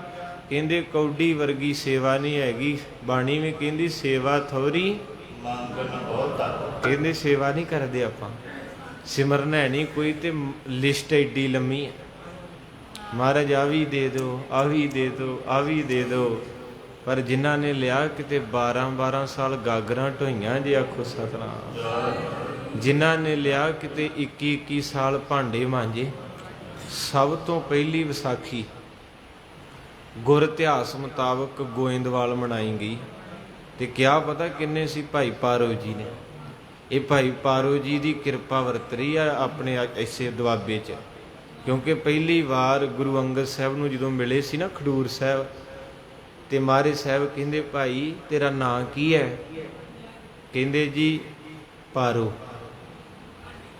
ਮਹਾਰਾਜ ਕਹਿੰਦੇ ਬੜਾ ਪਿਆਰਾ ਨਾਂ, ਕਿੱਥੋਂ ਆਇਆ? ਕਹਿੰਦਾ ਜੀ ਪਾਰੋਂ। ਧਿਆਨ ਦਿਆ, ਕਹਿੰਦੇ ਨਾਂ ਕੀ? ਪਾਰੋ। ਕਿੱਥੋਂ ਆਇਆ? ਪਾਰੋਂ, ਕਿਉਂਕਿ ਦਰਿਆ ਲੰਘ ਕੇ ਗਏ ਬਿਆਸਾ ਦਾ, ਦੁਆਬੇ 'ਚ ਬੈਠੇ ਆਪਾਂ। ਕਹਿੰਦੇ ਫਿਰ ਕੀ ਚਾਹਣਾ ਏ? ਕਹਿੰਦੇ ਮਹਾਰਾਜ ਨਾਂ ਪਾਰੋ ਹੈ, ਆਇਆ ਪਾਰੋਂ ਹੈ, ਸਮੁੰਦਰ ਸੰਸਾਰ ਦੇ ਚੋਂ ਪਾਰ ਕਰ ਦਿਓ। ਬਸ ਮਹਾਰਾਜ ਕਹਿੰਦੇ ਕਮਾਲ ਹੈ। ਤਿੰਨੇ ਬਚਨ ਪੱਪੇ ਸ਼ਬਦ ਲਾ ਕੇ ਕੀਤੇ ਹੀ, ਕਿਉਂਕਿ ਮੈਂ ਵਾਲਾ ਮੈਂ ਕਹਿੰਦਾ ਏ, ਪਰ ਤੂੰ ਤਿੰਨੇ ਸ਼ਬਦ ਪੱਪਾ ਕਰਕੇ ਲਾਏ, ਤੇ ਪੱਪਾ ਪਾਰੋ, ਪੱਪਾ ਪਰਮਹੰਸ, ਤੇ ਪੱਪਾ ਪਾਰ ਹੋਣ ਵਾਲਾ, ਤੇ ਪੱਪਾ ਪਰਮਹੰਸ ਬਖਸ਼ੀਸ਼ ਨਦਰੇ ਰਹਿਮਤ ਗੁਰੂ ਅੰਗਦ ਸਾਹਿਬ ਨੇ ਕੀਤੀ। ਕਹਿੰਦੇ ਪਾਰ ਹੋਣਾ ਹੈ? ਕਹਿੰਦੇ ਹਾਂ ਮਹਾਰਾਜ। ਕਹਿੰਦੇ ਫਿਰ ਗੁਰੂ ਨਾਨਕ ਦੇ ਜਹਾਜ਼ 'ਚ ਚੜ ਜਾ। ਜਦੋਂ ਭੋਗ ਪੈਂਦਾ ਹੈ ਨਾ, ਸ਼ਲੋਕ ਮਹੱਲਾ ਪੰਜਵਾਂ ਸ਼ਲੋਕਾਂ ਤੋਂ ਪਹਿਲਾਂ ਉੱਥੇ ਇੱਕ ਸ਼ਲੋਕ ਆਉਂਦਾ ਏ, ਖੰਭ ਵਿਕੰਦੜੇ ਜੇ ਲਹਾ ਕਿੰਨਾ ਸਾਮੀ ਤੋਲ, ਤਨ ਜੜਾਈ ਆਪਣੇ ਮਹਾ ਸੋ ਸਜਣ ਟੋਲ। ਕਹਿੰਦੇ ਮਹਾਰਾਜ ਗੁਰੂ ਅਰਜਨ ਸਾਹਿਬ ਕਿ ਜਿਹੜੇ ਪੰਛੀ ਹੁੰਦੇ ਉਹਨਾਂ ਨੂੰ ਬਾਰਡਰ ਨਹੀਂ ਕੁਛ ਕਹਿੰਦੇ, ਉਹਨਾਂ ਨੂੰ ਕੋਈ ਵੀਜ਼ੇ ਲੈਣ ਦੀ ਲੋੜ ਨਹੀਂ, ਉਹਨਾਂ ਨੂੰ ਖੰਭ ਪੰਖ ਲੱਗੇ ਉਹ ਤਾਂ ਉੱਡ ਕੇ ਚੱਲ ਜਾਂਦੇ, ਉਹਨਾਂ ਵਾਸਤੇ ਕੋਈ ਬਾਰਡਰ ਨਹੀਂ, ਕੋਈ ਧਾਰ ਨਹੀਂ। ਕਹਿੰਦੇ ਗੁਰੂ ਗ੍ਰੰਥ ਸਾਹਿਬ ਪਾਤਸ਼ਾਹ ਮਹਾਰਾਜ ਮੈਨੂੰ ਵੀ ਕਿਤੇ ਇਦਾਂ ਦੇ ਖੰਭ ਦੇ ਦੇ, ਮੈਂ ਅਰਦਾਸ ਕਰਦਾ ਏ ਕਿਹੜੇ ਬਾਜ਼ਾਰ 'ਚੋਂ ਮਿਲਦੇ, ਮੈਂ ਜਿੰਨੀ ਭੇਟਾ ਲੱਗੇ ਦੇ ਕੇ ਲਵਾਂਗਾ, ਮੈਨੂੰ ਉਹ ਖੰਭ ਚਾਹੀਦੇ ਐ। ਖੰਭ ਵਿਕੰਦੜੇ ਜੇ ਲਹਾਂ ਕਿੰਨਾ ਸਾਮੀ ਤੋਲ। ਉਹਨਾਂ ਨੂੰ ਆਪਣੇ ਕੋਲ ਲੈਣ ਵਾਸਤੇ ਜਿੰਨੀ ਵੀ ਮੈਨੂੰ ਖਰਚਾ ਕਰਨਾ ਪਵੇ ਕਰਾਂਗਾ। ਤੇ ਅੱਗੋਂ ਫਿਰ ਸਤਿਗੁਰੂ ਕਹਿੰਦੇ ਕਰਨੇ ਕੀ ਆ? ਕਰਨੇ ਕੀ ਹੈ? ਕਹਿੰਦੇ ਤਨ ਜੜਾਈ ਆਪਣੇ, ਆਪਣੇ ਤਨ ਦੇ ਨਾਲ ਜੋੜ ਕੇ ਲਾਹਾਂ ਸੋ ਸੱਜਣ ਤੋਲ। ਕਹਿੰਦੇ ਇੱਕ ਦਿਨ 4 ਜਾਣਿਆਂ ਤੇ ਚੁੱਕ ਕੇ ਲਿਜਾਣਾ ਹੈ, ਪਰ ਪਾਰ ਨਹੀਂ ਹੋਇਆ ਜਾਣਾ। ਤੇ ਮੈਂ ਚਾਹਣਾ ਹੈ ਵੀ ਉਹ ਖੰਭ ਜਿਉਂਦੇ ਜੀ ਮੈਂ ਖਰੀਦ ਕੇ ਆਪਣੇ ਨਾਲ ਜੋੜ ਕੇ ਆਪਣੇ ਜਿਉਂਦੇ ਜੀ ਉਹਦੇ ਘਰ ਚਲਾ ਜਾਵਾਂ। ਜਿਹਨੂੰ ਫਿਰ ਮਹਾਰਾਜ ਸੱਚੇ ਪਾਤਸ਼ਾਹ ਕਹਿੰਦੇ ਭਾਈ ਪਾਰੋ ਤੇਰੀ ਸੁਰਤ ਬੜੀ ਉੱਚੀ ਹੈ, ਤੂੰ ਉਹ ਖੰਭ ਖਰੀਦਣੇ ਚਾਹਣਾ ਏ ਜਿਹੜੇ ਦੁਨੀਆ ਤੋਂ ਪਾਰ ਕਰਦੇ। ਤੇ ਉਹ ਤੇ ਫਿਰ 2 ਖੰਭ ਹੈ, ਇੱਕ ਸੇਵਾ ਤੇ ਸਿਮਰਨ। ਇਹ ਦੋਵੇਂ ਜਿਹਦੇ ਕੋ ਸਾਬਤ ਹੈ ਉਹ ਪਾਰ ਹੋ ਜਾਂਦਾ। ਇਹ ਆਖੋ ਸਤਨਾਮ। ਤੋ ਇਸ ਕਰਕੇ ਮਾਰੇ ਸੱਚੇ ਪਾਤਸ਼ਾਹ ਦੇ ਪਿਆਰ ਦੇ ਵਿੱਚ ਭਾਈ ਸੰਤੋਖ ਸਿੰਘ ਜੀ ਬੇਨਤੀ ਕਰਦੇ ਹਨ, ਜਿਉਂ ਜਿਉਂ ਮਤ ਦੇ ਮੁਝੇ ਬੁਲਾਈ, ਤਿਉਂ ਤਿਉਂ ਲਿਖੋ ਕਥਾ ਸੁਖਦਾਈ। ਕਹਿੰਦੇ ਮਹਾਰਾਜ ਮੇਰੇ ਸਿਰ ਤੇ ਹੱਥ ਰੱਖਿਓ, ਜਿੱਦਾਂ ਇੱਕ ਡਾਕਟਰ ਆਪਰੇਸ਼ਨ ਕਰਨ ਲੱਗਾ ਅਰਦਾਸ ਕਰਦਾ, ਇੱਕ ਡਰਾਈਵਰ ਗੱਡੀ ਚਲਾਉਣ ਲੱਗਾ 2 ਮਿੰਟ ਵਾਸਤੇ ਗਲ 'ਚ ਪਰਨਾ ਪਾਉਂਦਾ ਕਿ ਸਤਿਗੁਰੂ ਮੈਂ ਚੱਲਿਆ ਮੇਰੇ ਨਾਲ ਚੱਲਿਓ। ਕੋਈ ਮਸ਼ੀਨਰੀ ਦੁਕਾਨ ਖੋਲ੍ਹਣ ਲੱਗਾ, ਕਹਿੰਦੇ ਮੈਂ ਅੱਜ ਕੰਮ ਕਰਨਾ ਲੋਹੇ ਦਾ, ਸਤਿਗੁਰੂ ਮੇਰੇ ਜੀ ਕੀ ਬਿਰਥਾ ਹੋਏ ਸੋ ਗੁਰ ਪੈ ਅਰਦਾਸ ਕਰ। ਗਿਆਨੀ ਸੰਤੋਖ ਸਿੰਘ ਜੀ ਨੇ ਗੁਰਪ੍ਰਤਾਪ ਸੂਰਜ ਗ੍ਰੰਥ ਵਿੱਚ 101 ਅਰਦਾਸ ਲਿਖੀ ਸਿੱਖ ਦੀ। ਕਿੰਨੀ ਜੀ? 101 ਅਰਦਾਸ ਰੋਜ਼ ਕਰਨੀ। ਇੱਕ ਕਹਿੰਦਾ ਬਾਬਾ ਜੀ ਫਿਰ ਤੇ ਸਾਰਾ ਦਿਨ ਅਰਦਾਸਾਂ ਹੀ ਕਰਾਂਗੇ, ਵੀ 101 ਅਰਦਾਸ ਰੋਜ਼ ਕਿੱਦਾਂ ਕਰਾਂਗੇ? ਭਾਈ ਸਾਹਿਬ ਨੇ ਫਿਰ ਅੱਗੇ ਦੱਸਿਆ, ਕਹਿੰਦੇ ਬਹੁਤਾ ਲੰਮਾ ਨਹੀਂ, ਸਿਰਫ ਇੰਨੀ ਕੁ ਅਰਦਾਸ ਵੀ ਜਦੋਂ ਸਵੇਰੇ ਉੱਠਣਾ ਨਾ, ਮੰਜੇ ਤੋਂ ਉਤਰਨ ਤੋਂ ਪਹਿਲਾਂ ਲੱਤਾਂ ਲਮਕਾ ਕੇ ਕਹੀਂ ਸਤਨਾਮ, ਸਤਿਗੁਰੂ ਤੇਰਾ ਸ਼ੁਕਰ ਹੈ ਉੱਠ ਪਿਆ। ਦੂਜੀ ਅਰਦਾਸ ਕਰੀ ਜਦੋਂ ਜਾ ਕੇ ਪਾਣੀ ਵਾਲਾ ਕੌਲਾ ਪਾਇਆ ਨਾ ਪਿੰਡੇ ਤੇ, ਸਤਨਾਮ, ਕਿ ਸਤਿਗੁਰੂ ਸ਼ੁਕਰ ਹੈ। ਕਈਆਂ ਨੂੰ ਅਟੈਕ ਹੋਏ ਪਏ ਹੈ, ਜੀ ਕਰੂ ਕੋਈ ਨਵਾ ਦੂ, ਨਹੀਂ ਤੇ ਕਿੰਨੇ ਨਵਾਉਣਾ। ਸਤਿਗੁਰੂ ਤੂੰ ਮੈਨੂੰ ਬਲ ਬਖਸ਼ਿਆ, ਮੈਂ ਰਾਜੀ ਹਾਂ। ਤੀਜੀ ਅਰਦਾਸ ਕਰਨੀ ਜਦੋਂ ਕੱਪੜੇ ਪਾਉਣੇ। ਇਹ ਸੁਖਮਨੀ ਸਾਹਿਬ ਚ ਮਹਾਰਾਜ ਨੇ ਆਖਿਆ, ਜਿਹ ਪ੍ਰਸਾਦ ਛੱਤੀ ਅੰਮ੍ਰਿਤ ਤਿਸ ਠਾਕੁਰ ਕੋ ਰੱਖ ਮਨ ਮਾਹੇ, ਜੇ ਪ੍ਰਸਾਦ ਤੇਰਾ ਸੁੰਦਰ ਰੂਪ ਸੋ ਪ੍ਰਭ ਸਿਮਰੋ ਸਦਾ ਅਨੂਪ। ਕਹਿੰਦੇ ਫਿਰ ਤੀਜੀ ਅਰਦਾਸ ਕੱਪੜੇ ਪਾਉਣ ਲੱਗਿਆ। ਹੁਣ ਕਈਆਂ ਦੀਆਂ ਬਾਹਾਂ ਲੱਤਾਂ ਰੋਗੀਆਂ, ਘਰ ਦੇ ਕੱਪੜੇ ਪਾਉਂਦੇ ਫੜ ਕੇ। ਚੌਥੀ ਅਰਦਾਸ ਕਹਿੰਦੇ ਜਦੋਂ ਸੀਸੇ ਸਾਹਮਣੇ ਤਿਆਰ ਹੋਣਾ, ਆਪਣੀ ਸੂਰਤ ਵੱਲ ਵੇਖ ਕੇ ਤੇਲ ਲਾਉਣੇ ਆਪਾਂ ਦਾੜੇ ਨੂੰ, ਦਸਤਾਰ ਬੰਨ੍ਹਦੇ ਆ, ਉਦੋਂ ਕਰਿਆ ਕਰ ਸਤਿਗੁਰੂ ਤੇਰਾ ਲੱਖ ਸ਼ੁਕਰ ਹੈ। ਪੰਜਵੀਂ ਅਰਦਾਸ ਫਿਰ ਜਦੋਂ ਚਾਹ ਦਾ ਕੱਪ ਪੀਣਾ, ਕਿ ਸਤਿਗੁਰੂ ਤੇ ਗੁਰੂ ਮਹਾਰਾਜ ਸੱਚੇ ਪਾਤਸ਼ਾਹ ਕਿਰਪਾ ਕਰਨ, ਦਇਆ ਕਰਨ, ਕਿ ਜਦੋਂ ਚਾਹ ਪੀਣਾ ਸ਼ੁਕਰ ਕਰ ਵੀ ਤੈਨੂੰ ਪਚ ਰਿਹਾ। ਹੁਣ ਕਈਆਂ ਨੂੰ ਡਾਕਟਰਾਂ ਬੰਦ ਕਰਤਾ, ਉਹਨਾਂ ਦਾ ਅੰਦਰ ਨਹੀਂ ਚੱਲਣ ਦਿਆ, ਰੋਗ ਇਦਾਂ ਦੇ ਆ।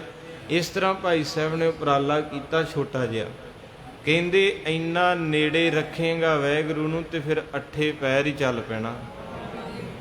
8 ਪੈਰ ਸਿਮਰੋ, ਅੱਗੇ ਮਾਨ ਅੰਤਰ ਕੀ। ਆ ਜਿੰਨੇ ਆਪਾਂ ਇੱਥੇ ਬੈਠੇ ਆਂ, ਸੱਚ ਦੱਸਿਓ ਹਰ ਬੰਦਾ ਪਰੇਸ਼ਾਨ, ਮੈਂ ਵੀ ਵਿੱਚ। ਜਦੋਂ ਆਪਾਂ ਇਦਾਂ ਬੈਠੇ ਨੇ ਗੁਰੂ ਸਾਹਮਣੇ, ਚਿਹਰਿਆਂ ਤੋਂ ਪਤਾ ਲੱਗਦਾ ਵੀ ਕੋਈ ਨਾ ਕੋਈ ਖਰਾਬੀ ਚੱਲ ਰਹੀ ਹੈ, ਕੋਈ ਕਿਸੇ ਨਾ ਕਿਸੇ ਪਾਸਿਓਂ ਅੰਦਰੋਂ ਸੱਟ ਲੱਗੀ ਪਈ ਹੈ। ਬਾਹਰੋਂ ਭਾਵੇਂ ਆਪਾਂ ਵਧੀਆ ਸਾਰੇ ਦੀਦੇ ਆ, ਤੇ ਮਾਰੇ ਕਹਿੰਦੇ ਜਿਹੜਾ 8 ਪੈਰ ਫਿਰ ਚੇਤਾ ਰੱਖਦਾ, ਮਨ ਅੰਤਰ ਕੀ। ਉਹ ਜਿਹੜੀ ਚਿੰਤਾ ਵੜ ਖਾਂਦੀ ਨਾ, ਉਹ ਖਤਮ ਹੋ ਜਾਂਦੀ। ਫਿਰ ਸਵੇਰੇ ਵੀ ਸਹਿਸਕ੍ਰਿਤੀ ਦੀ ਲੜੀਵਾਰ ਕਥਾ ਚੱਲ ਰਹੀ ਹੈ, ਮਹਾਰਾਜ ਜੀ ਦੀ ਸਭ ਤੋਂ ਮਹਿੰਗੀ ਬਾਣੀ। ਤੇ ਮਹਾਰਾਜ ਕਹਿੰਦੇ, ਨਹਿ ਚਿੰਤਾ ਮਾਤ ਪ੍ਰਿਤ ਭਰਾਤੈ, ਨਹਿ ਚਿੰਤਾ ਕਛ ਲੋਕ ਕਹਿ। ਕਹਿੰਦੇ ਬੱਚਿਆਂ ਦੀ, ਮਾਂ ਪਿਓ ਦੀ, ਰਿਸ਼ਤੇਦਾਰਾਂ ਦੀ ਚਿੰਤਾ ਛੱਡ ਦੇ। ਚਿੰਤਾ ਕਰਨੀ ਤੇ ਆਪਣੀ ਕਰ, ਵੀ ਤੇਰਾ ਟਾਈਮ ਥੋੜਾ ਏ ਤੇ ਤੇਰੇ ਨਾਲ ਕਿਸੇ ਨਹੀਂ ਜਾਣਾ। ਜਿਹਨੂੰ ਫਕੀਰ ਕਹਿੰਦਾ, ਤੂੰ ਆਪਣੀ ਸੰਭਾਲ ਤੈਨੂੰ ਹੋਰ ਨਾ ਕੀ, ਤੂੰ ਗਠੜੀ ਸੰਭਾਲ ਤੈਨੂੰ ਚੋਰ ਨਾ ਕੀ। ਆਪਣੇ ਬਾਰੇ ਸੋਚ ਤੂੰ। ਮਾਰੇ ਕਹਿੰਦੇ, ਤੁਮ ਰੋਵੋਗੇ ਉਸ ਕੋ ਤੁਮ ਕੋ ਕੌਣ ਰੋਈ। ਤੂੰ ਦੁਨੀਆ ਨੂੰ ਰੋਂਦਿਆਂ ਖਿਆਲ ਕਰ, ਤੈਨੂੰ ਕਿਸੇ ਨੇ ਨਹੀਂ ਰੋਣਾ।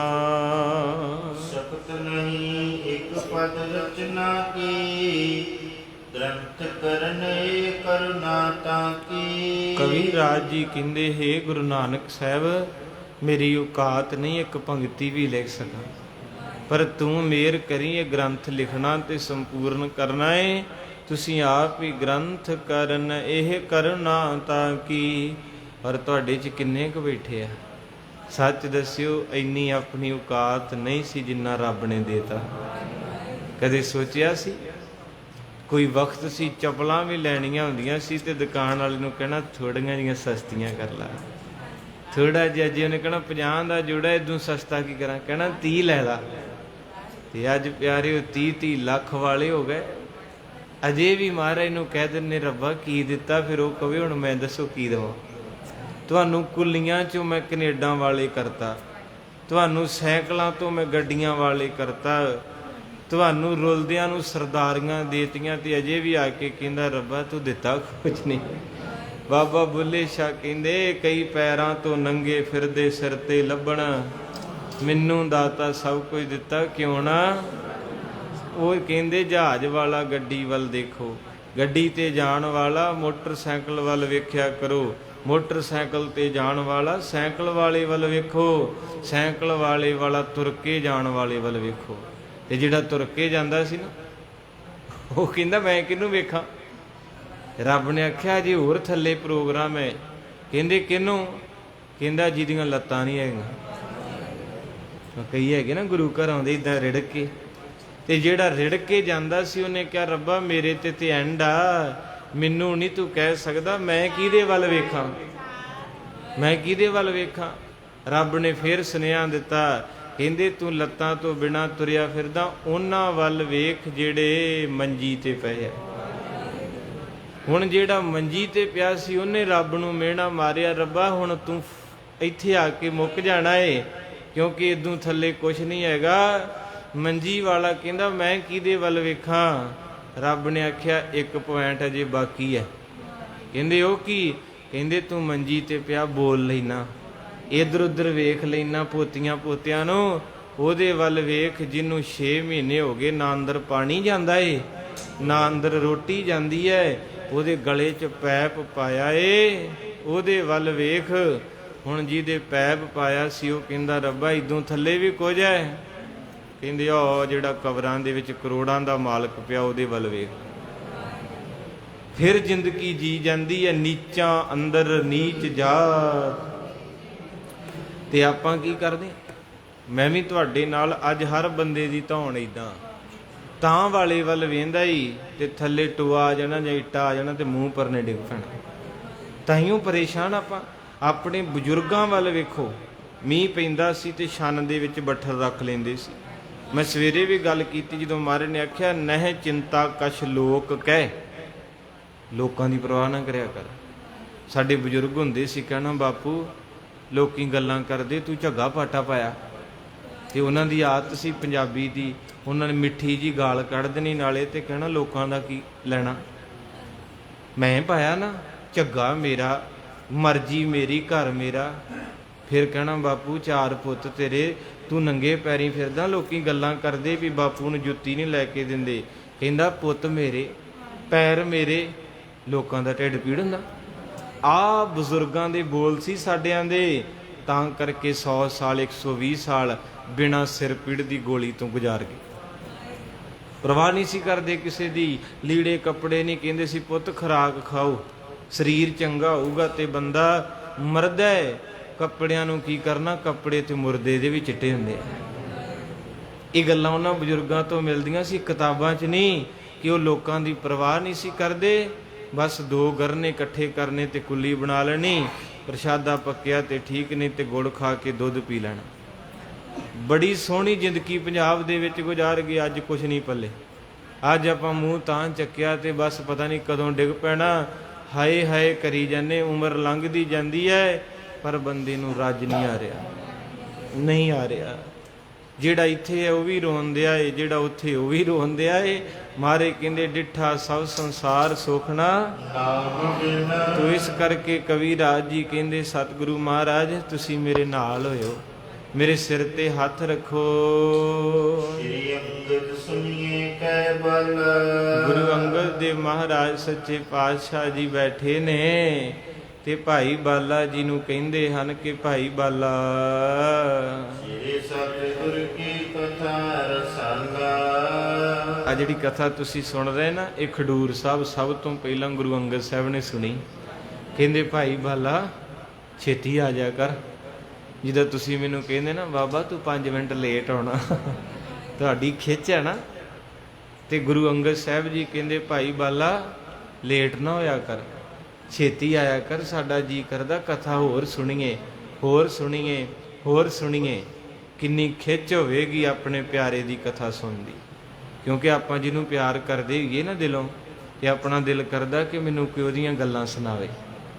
ਹੁਣ ਮਾਂ ਬੱਚੇ ਦੀਆਂ ਗੱਲਾਂ ਕਰਕੇ ਰੱਜਦੀ 12-1 ਵਜੇ ਤਾਈਂ ਕਰਦੀ, ਮੇਰਾ ਬੱਚਾ ਇੱਦਾਂ ਸੀ, ਇੱਦਾਂ ਪੜ੍ਹਾਇਆ, ਇੱਦਾਂ ਭੇਜਿਆ, ਥੱਕਦੀ ਥੋੜ੍ਹਾ ਕਿਤੇ। ਜਿਹਦੇ ਨਾਲ ਤੁਹਾਡਾ ਪਿਆਰ ਹੈ ਉਹਦੇ ਵਾਸਤੇ ਤੁਸੀਂ ਅੱਕ ਨਹੀਂ ਸਕਦੇ ਤੇ ਥੱਕ ਨਹੀਂ ਸਕਦੇ। ਹੁਣ ਗੁਰੂ ਗ੍ਰੰਥ ਸਾਹਿਬ ਨਾਲ ਪਿਆਰ ਹੀ ਨਹੀਂ ਆ, ਤਾਂ ਹੀ ਤਾਂ 5 ਮਿੰਟ ਬਹਿ ਕੇ ਤੇ ਨਾਲ ਦੇ ਨੂੰ ਕਹਿੰਦੇ ਚੱਲੀਏ, ਉਹ ਕਹਿੰਦਾ 2 ਮਿੰਟ ਬਹਿ ਜਾ, ਬੜਾ ਆਨੰਦ ਆਉਂਦਾ। ਕਹਿੰਦੇ ਚੱਲ ਫਿਰ ਮੈਂ ਬਾਹਰ ਚੱਲਦਾ, ਤੂੰ ਆ ਜੀ। ਤੇ ਜੇ ਕਿਤੇ ਕੋਈ ਉਹੋ ਜਿਹਾ ਬੈਠਾ ਹੋਵੇ, ਕੋਈ ਚੱਲਦਾ ਹੋਵੇ ਰੰਗਾ ਰੰਗ, ਤੇ ਫਿਰ ਤੇ ਲੱਤਾਂ ਨੂੰ ਐਨ ਬਿਲਡਿੰਗ ਹੀ ਹੋ ਜਾਂਦਾ। ਤੂੰ ਕਹਿੰਦਾ ਭਾਵ ਜਿੱਥੇ ਪਿਆਰ ਉੱਥੇ ਬੈਠ ਹੁੰਦਾ, ਤੇ ਗੁਰੂ ਗ੍ਰੰਥ ਸਾਹਿਬ ਨਾਲ ਪਿਆਰ ਹੀ ਨਹੀਂ। ਕਈ ਮੈਂ ਵੇਖਿਆ ਵੀ ਮੁੱਖ ਵਾਕ 5 ਮਿੰਟਾਂ ਦਾ ਹੁੰਦਾ, ਉਹ ਵੀ ਨਹੀਂ ਸੁਣ ਸਕਦੇ, ਵਿੱਚੋਂ ਉੱਠ ਕੇ ਚਲ ਜਾਂਦੇ ਆ। ਤੋ ਇਸ ਕਰਕੇ ਪਿਆਰ ਤੋਂ ਬਿਨਾਂ ਨਹੀਂ। ਗੁਰੂ ਅੰਗਦ ਸਾਹਿਬ ਕਹਿੰਦੇ ਭਾਈ ਬਾਲਾ ਛੇਤੀ ਆ ਜਾ ਕਰ, ਸਾਡਾ ਦਿਲ ਤੈਨੂੰ ਉਡੀਕਦਾ ਰਹਿੰਦਾ ਵੀ ਕਦੋਂ ਕਥਾ ਸ਼ੁਰੂ ਹੋਵੇ ਤੇ ਮੈਂ ਆਪਣੇ ਨਾਨਕ ਦੀ ਕਥਾ ਰੱਜ ਕੇ ਸੁਣਾ। ਸ੍ਰੀ ਸਤਿਗੁਰ ਕੀ ਕਥਾ ਰਸਾਲਾ। ਰਸਾਲੇ ਦਾ ਭਾਵ ਰਸ ਬੜਾ ਦਿੰਦੀ ਕਥਾ। ਇਹ ਸੱਚ ਹੈ। ਜਦੋਂ ਗੁਰੂ ਦੀ ਕਥਾ ਸੁਣੀਂਦੀ ਤੇ ਕਈ ਪਾਸਿਓਂ ਮਨ ਹਟ ਜਾਂਦਾ। ਕਈ ਵਾਰੀ ਬੰਦਾ ਘਰੋਂ ਇੰਨਾ ਕੁ ਪਰੇਸ਼ਾਨ ਆਇਆ ਹੁੰਦਾ ਨਾ, ਜਦੋਂ ਫਿਰ ਗੁਰੂ ਦੀਆਂ ਕਥਾ ਸੁਣੀਦੀਆਂ ਆਖੀਦਾ ਮਣਾ ਬਾਦਸ਼ਾਹ ਤੂੰ ਹੈਗਾ ਹੀ ਕੁਛ ਨਹੀਂ ਇਸ ਧਰਤੀ ਤੇ। ਇੱਕ ਦਿਨ ਪਰ ਰਹਿਣ ਕੇ ਤੂੰ। ਮਹਾਰਾਜ ਸੱਚੇ ਪਾਤਸ਼ਾਹ ਦੀਨ ਦੁਨੀਆ ਦੇ ਮਾਲਕ ਕਹਿਣ ਲੱਗੇ ਸੁਣਾ ਕਥਾ। ਤੇ ਫਿਰ ਭਾਈ ਬਾਲਾ ਜੀ ਬੈਠ ਗਏ, ਸੰਗਤ ਬੈਠ ਗਈ। ਕਹਿੰਦੇ ਮਹਾਰਾਜ ਸੱਚੇ ਪਾਤਸ਼ਾਹ ਜੀ ਧੰਨ ਮੇਰੇ ਗੁਰੂ ਨਾਨਕ ਸਾਹਿਬ ਜੀ ਘਰ ਦੇ ਵਿੱਚ ਰਹਿੰਦੇ ਹਨ, ਕਿਤੇ ਨਹੀਂ ਜਾਂਦੇ। ਕਹਿੰਦੇ ਬੇਦੀ ਕੁਲ ਦਾ ਸਤਿਗੁਰੂ ਪਿਆਰ ਦਾ ਮੁਜੱਸਮਾ ਗੁਰੂ ਨਾਨਕ ਸਾਹਿਬ ਜੀ ਨਾ ਘਰੋਂ ਬਾਹਰ ਜਾਂਦੇ ਹੈ, ਨਾ ਕਿਸੇ ਨਾਲ ਗੱਲਾਂ ਕਰਦੇ ਹਨ, ਬਸ ਇਕੱਲੇ ਹੀ ਬੈਠੇ ਹਨ। ਔਰ ਕਹਿੰਦੇ ਹਨ ਕਿ ਮਹਿਤਾ ਕਲਿਆਣ ਦਾਸ ਜੀ ਗੁਰੂ ਗਰੀਬ ਨਵਾਜ ਸੱਚੇ ਪਾਤਸ਼ਾਹ ਜੀ ਦੀ ਮਾਇਆ ਦੇ ਭਰਮਾਏ ਹੋਏ ਹਨ। ਹੁਣ ਉਹ ਮਾਇਆ ਧਾਰੀ ਹਨ, ਤੇ ਮਾਇਆ ਜਦੋਂ ਬੰਦੇ ਤੇ ਅਸਰ ਕਰਦੀ ਹੈ ਤੇ ਆਪਣੇ ਭੈਣ ਭਰਾ ਭੁਲਾ ਦਿੰਦੀ ਜੇ। ਇੰਨੀ ਭੈੜੀ ਚੀਜ਼ ਹੈ ਇਹ। ਬਾਅਦ 'ਚ ਪਤਾ ਲੱਗਦਾ ਜਦੋਂ ਬੰਦਾ ਡਿੱਗਦਾ ਵੀ ਉਦੋਂ ਵੇਂਦਾ ਵੀ ਮੇਰਾ ਤੇ ਕੋਈ ਵੀ ਨਹੀਂ ਲਾਗੇ। ਕਿਉਂਕਿ ਜਦੋਂ ਮਾਇਆ ਆਉਂਦੀ ਫਿਰ ਬੋਲ ਕਬੋਲ ਇੰਨੇ ਕੁ ਬੋਲਦੀ ਤੇ ਆਪਣੇ ਦੂਰ ਹੋ ਜਾਂਦੇ ਆ। ਇਸ ਕਰਕੇ ਮਹਾਰਾਜ ਕਹਿੰਦੇ ਮਹਿਤਾ ਕਾਲੂ ਜੀ ਮਾਇਆ ਦੇ ਭਰਮਾਏ ਹਨ।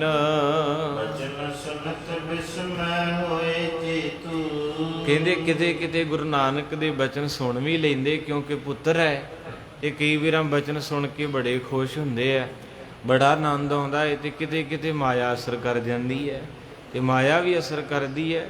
ਤੇ ਫਿਰ ਕੀ ਕਹਿੰਦੇ ਹਨ?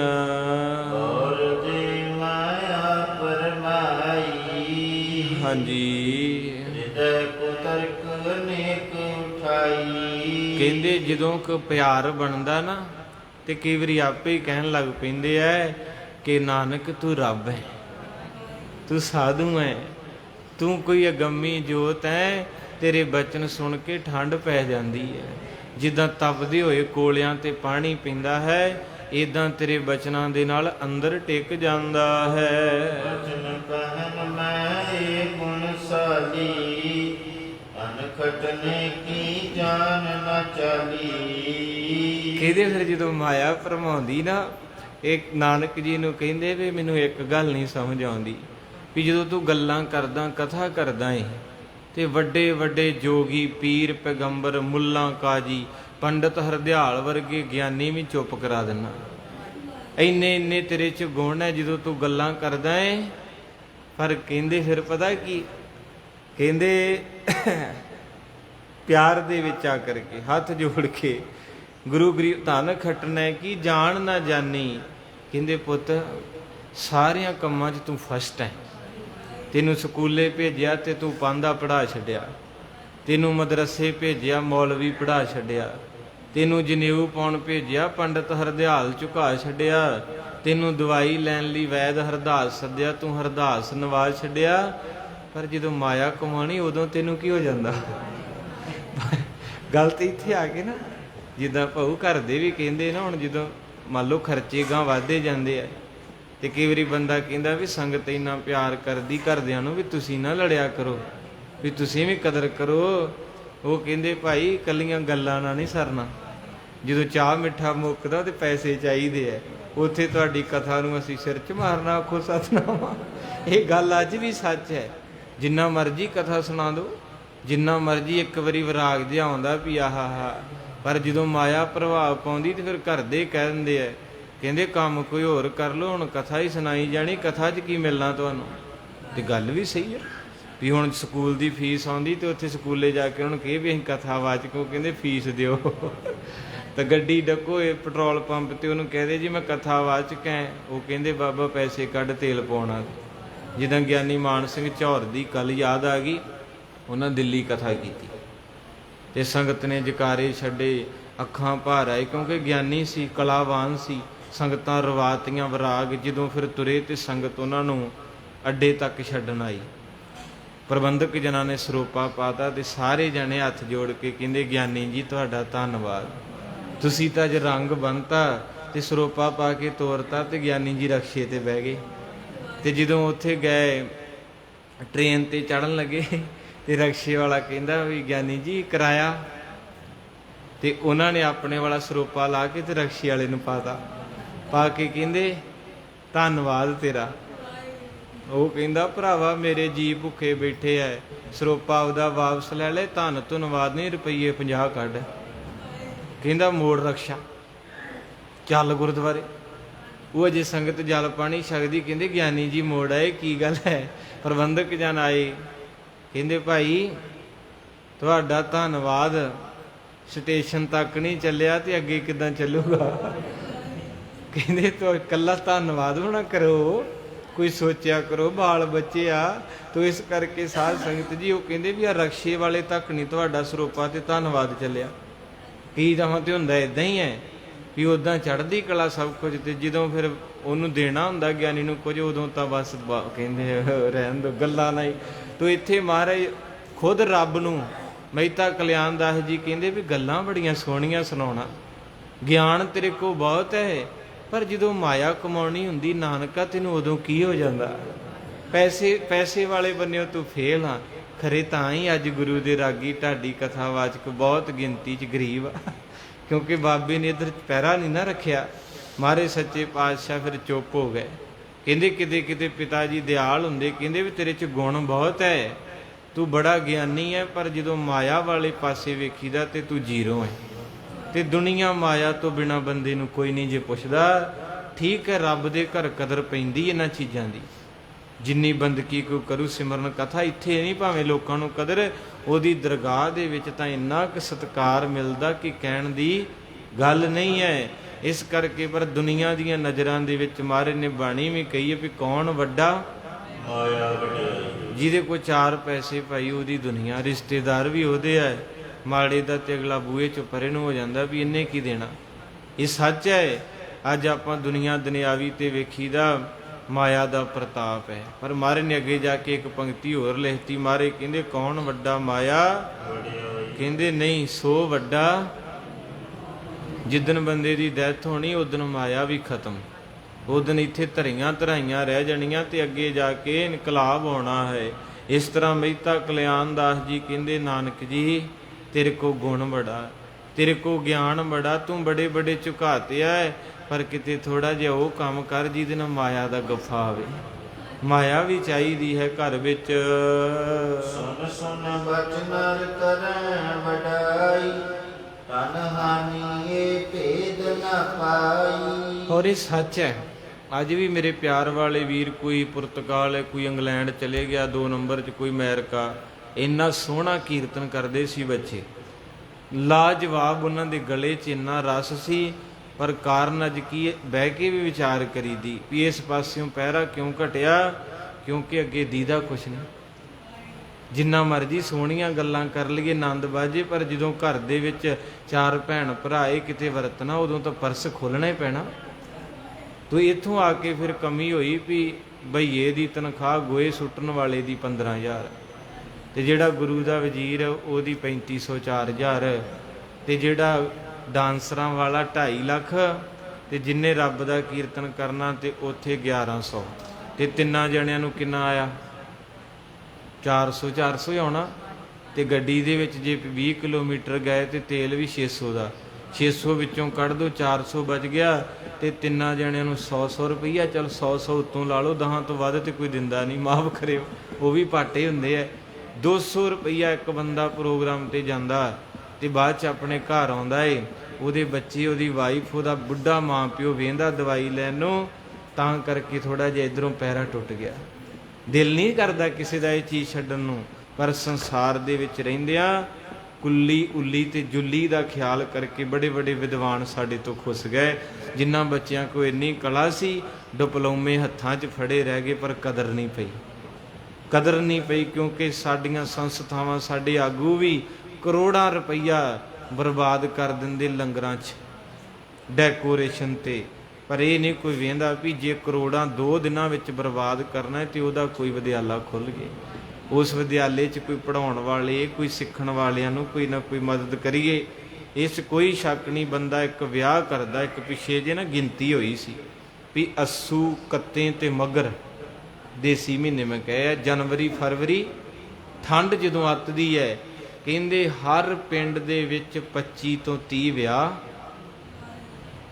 ਬੋਲ ਪੋ ਹੁੰਦੇ ਐ।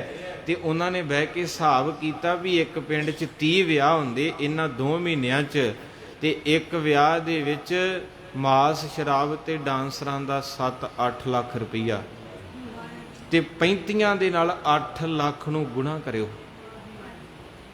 ਕਿੰਨੇ ਕਰੋੜ ਰੁਪਈਆ ਇੱਕ ਪਿੰਡ 2 ਮਹੀਨਿਆਂ 'ਚ ਬਰਬਾਦ ਕਰ ਦਿੰਦਾ। ਤੇ ਫਿਰ ਪਤਾ ਕੀ ਕਹੀਦਾ ਜੀ, ਪ੍ਰਚਾਰ ਨਹੀਂ ਹੋ ਰਿਹਾ ਜੀ, ਕੋਈ ਸੁਣਾ ਨਹੀਂ ਰਿਹਾ, ਕੋਈ ਤਰੱਕੀ ਨਹੀਂ ਹੋ, ਤਰੱਕੀ ਸਵਾਹ ਨਹੀਂ ਆ ਵੀ ਸਾਲ ਦੇ ਵਿੱਚ ਪਿੰਡ 'ਚ ਇੱਕ ਸਮਾਗਮ ਕੀਤਾ ਤੇ 50 ਰੁਪਏ ਗਰਾਈ ਦਿੱਤੀ। ਬਿਲਕੁਲ ਸਹੀ ਹੈ। ਤੇ ਸਾਲ ਦੇ ਵਿੱਚ 2 ਮਹੀਨੇ ਵਿਆਹ ਕੀਤੇ ਤੇ ਪੂਰਾ ਸੈਂਕੜਾ ਕੱਢ ਕੇ ਵੇਖਿਆ ਵੀ ਇੱਕ ਘਰ ਨੇ ਵਿਆਹ ਦੇ ਵਿੱਚ 7 ਕੇ 8 ਲੱਖ ਰੁਪਈਆ ਤਬਾਹ ਕੀਤਾ, ਤੇ 35 ਨੂੰ 8 ਲੱਖ ਨਾਲ ਗੁਣਾ ਕਰ ਲਿਓ, ਮੋਟਾ ਜਿਹਾ ਹਿਸਾਬ ਹੈ। ਕਿੱਥੇ ਗੱਲ ਜਾਂਦੀ, ਕਿੰਨੇ ਕਰੋੜਾਂ ਰੁਪਈਆ ਇੱਕ ਪਿੰਡ ਬਰਬਾਦ ਕਰਦਾ ਆਪਣੇ ਵਿਆਹ 'ਚ। ਤੇ ਜੇ ਉਹ ਪੈਸਾ ਇਕੱਠਾ ਕੀਤਾ ਹੋਵੇ ਤੇ ਤੁਹਾਨੂੰ ਲੋੜ ਤਾਂ ਨਹੀਂ ਮੇਰੇ ਖਿਆਲ ਵੀ ਕਿਸੇ ਦੇ ਤਰਲੇ ਲੈਣ ਦੀ ਵੀ ਸਾਨੂੰ ਗ੍ਰਾਂਟ ਦਿਓ ਜਾਂ ਸਾਡੀ ਗਲੀ ਪੱਕੀ ਕਰਾ ਦਿਓ। ਤੁਸੀਂ ਆਪ ਕਰ ਸਕਦੇ, ਜੰਨਤ ਬਣਾ ਸਕਦੇ ਆ ਆਪਣੇ ਨਗਰ ਨੂੰ, ਵਧੀਆ ਤੋਂ ਵਧੀਆ ਪ੍ਰਬੰਧ। ਪਰ ਮਾਰੇ ਕਹਿੰਦੇ ਇਹ ਹੋਣਾ ਨਹੀਂ। ਤੋ ਇਸ ਕਰਕੇ ਬਾਬਾ ਜੀ ਦੇ ਬਚਨ ਜਿਹੜੇ ਹਨ, ਮਹਿਤਾ ਕਲਿਆਣ ਦਾਸ ਜੀ ਕਹਿੰਦੇ, ਬਾਬਾ ਪੁੱਤ ਨਾਨਕ ਤੂੰ ਗਿਆਨੀ ਹੈ, ਪਰ ਪੁੱਤ ਮਾਇਆ ਤੋਂ ਬਿਨਾ ਕੋਈ ਨਹੀਂ ਪੁੱਛਦਾ। ਅਨਰਥ ਪਰਵਿਰਤੀ ਹੈ ਮੰਤਾ, ਤੇ ਮੈਂ ਸੁਨੋ ਸੁਭਾਵ ਤੰਤਾ। ਇਸ ਕਰਕੇ ਮੇਰੇ ਨਾਨਕ ਜੀ ਫਿਰ ਐਸੀ ਚੁੱਪ ਧਾਰਨ ਕੀਤੀ, ਪਿਆਰ ਦੇ ਵਿੱਚ ਕੁਝ ਨਹੀਂ ਬੋਲੇ। ਕਵੀ ਜੀ ਕਹਿੰਦੇ ਉਧਰੋਂ ਰੁੱਤ ਕਿਹੜੀ ਆ ਗਈ, ਸਿਆਲ ਦੀ, ਠੰਡ ਦਾ ਮਹੀਨਾ ਆ ਗਿਆ। ਆਲਨ ਬਾਰਜ ਬਨੀ ਵਿਨਾਸ਼ੀ, ਜਿਉ ਕੁਸੰਗ ਨਾਸੇ ਜਸ ਰਾਚੀ। ਕਹਿੰਦੇ ਫਿਰ ਉਸ ਠੰਡ ਨੇ ਜਿਹੜੇ ਫੁੱਲ ਖਿੜੇ ਹੋਏ ਸਨ, ਪੱਤੇ ਖਿੜੇ ਸਨ, ਉਹਨਾਂ ਨੂੰ ਸੁਕਾ ਦਿੱਤਾ। ਜਿੱਦਾਂ ਕੋਈ ਕੁਸੰਗਤ ਕਰਦਾ ਹੈ ਤੇ ਕੁਸੰਗਤ ਬੰਦੇ ਨੂੰ ਰੋਲ ਦਿੰਦੀ ਹੈ, ਇਦਾਂ ਠੰਡ ਦੇ ਵਿੱਚ ਬਰਫ਼ ਨੇ ਜਿਹੜੇ ਬਗੀਚੇ, ਬਾਗ ਸੀ, ਦਰਖਤ ਸੀ, ਸਾਰੇ ਦੇ ਸਾਰੇ ਖਾਲੀ ਕਰ ਦਿੱਤੇ। ਦਿਲ ਤਾਂ ਬੜਾ ਹੈ ਪਰ ਸਮਾਂ ਸੰਪੂਰਨ ਹੋ ਗਿਆ। ਕੱਲ ਦੇ ਦੀਵਾਨ ਦੇ ਵਿੱਚ ਅੱਗੇ ਚੱਲਣਾ ਹੈ। ਧੰਨ ਮੇਰੇ ਗੁਰੂ ਨਾਨਕ ਸਾਹਿਬ ਜੀ ਦੀ ਪਾਵਨ ਪਵਿੱਤਰ ਕਥਾ ਕਰਦੇ ਹਾਂ।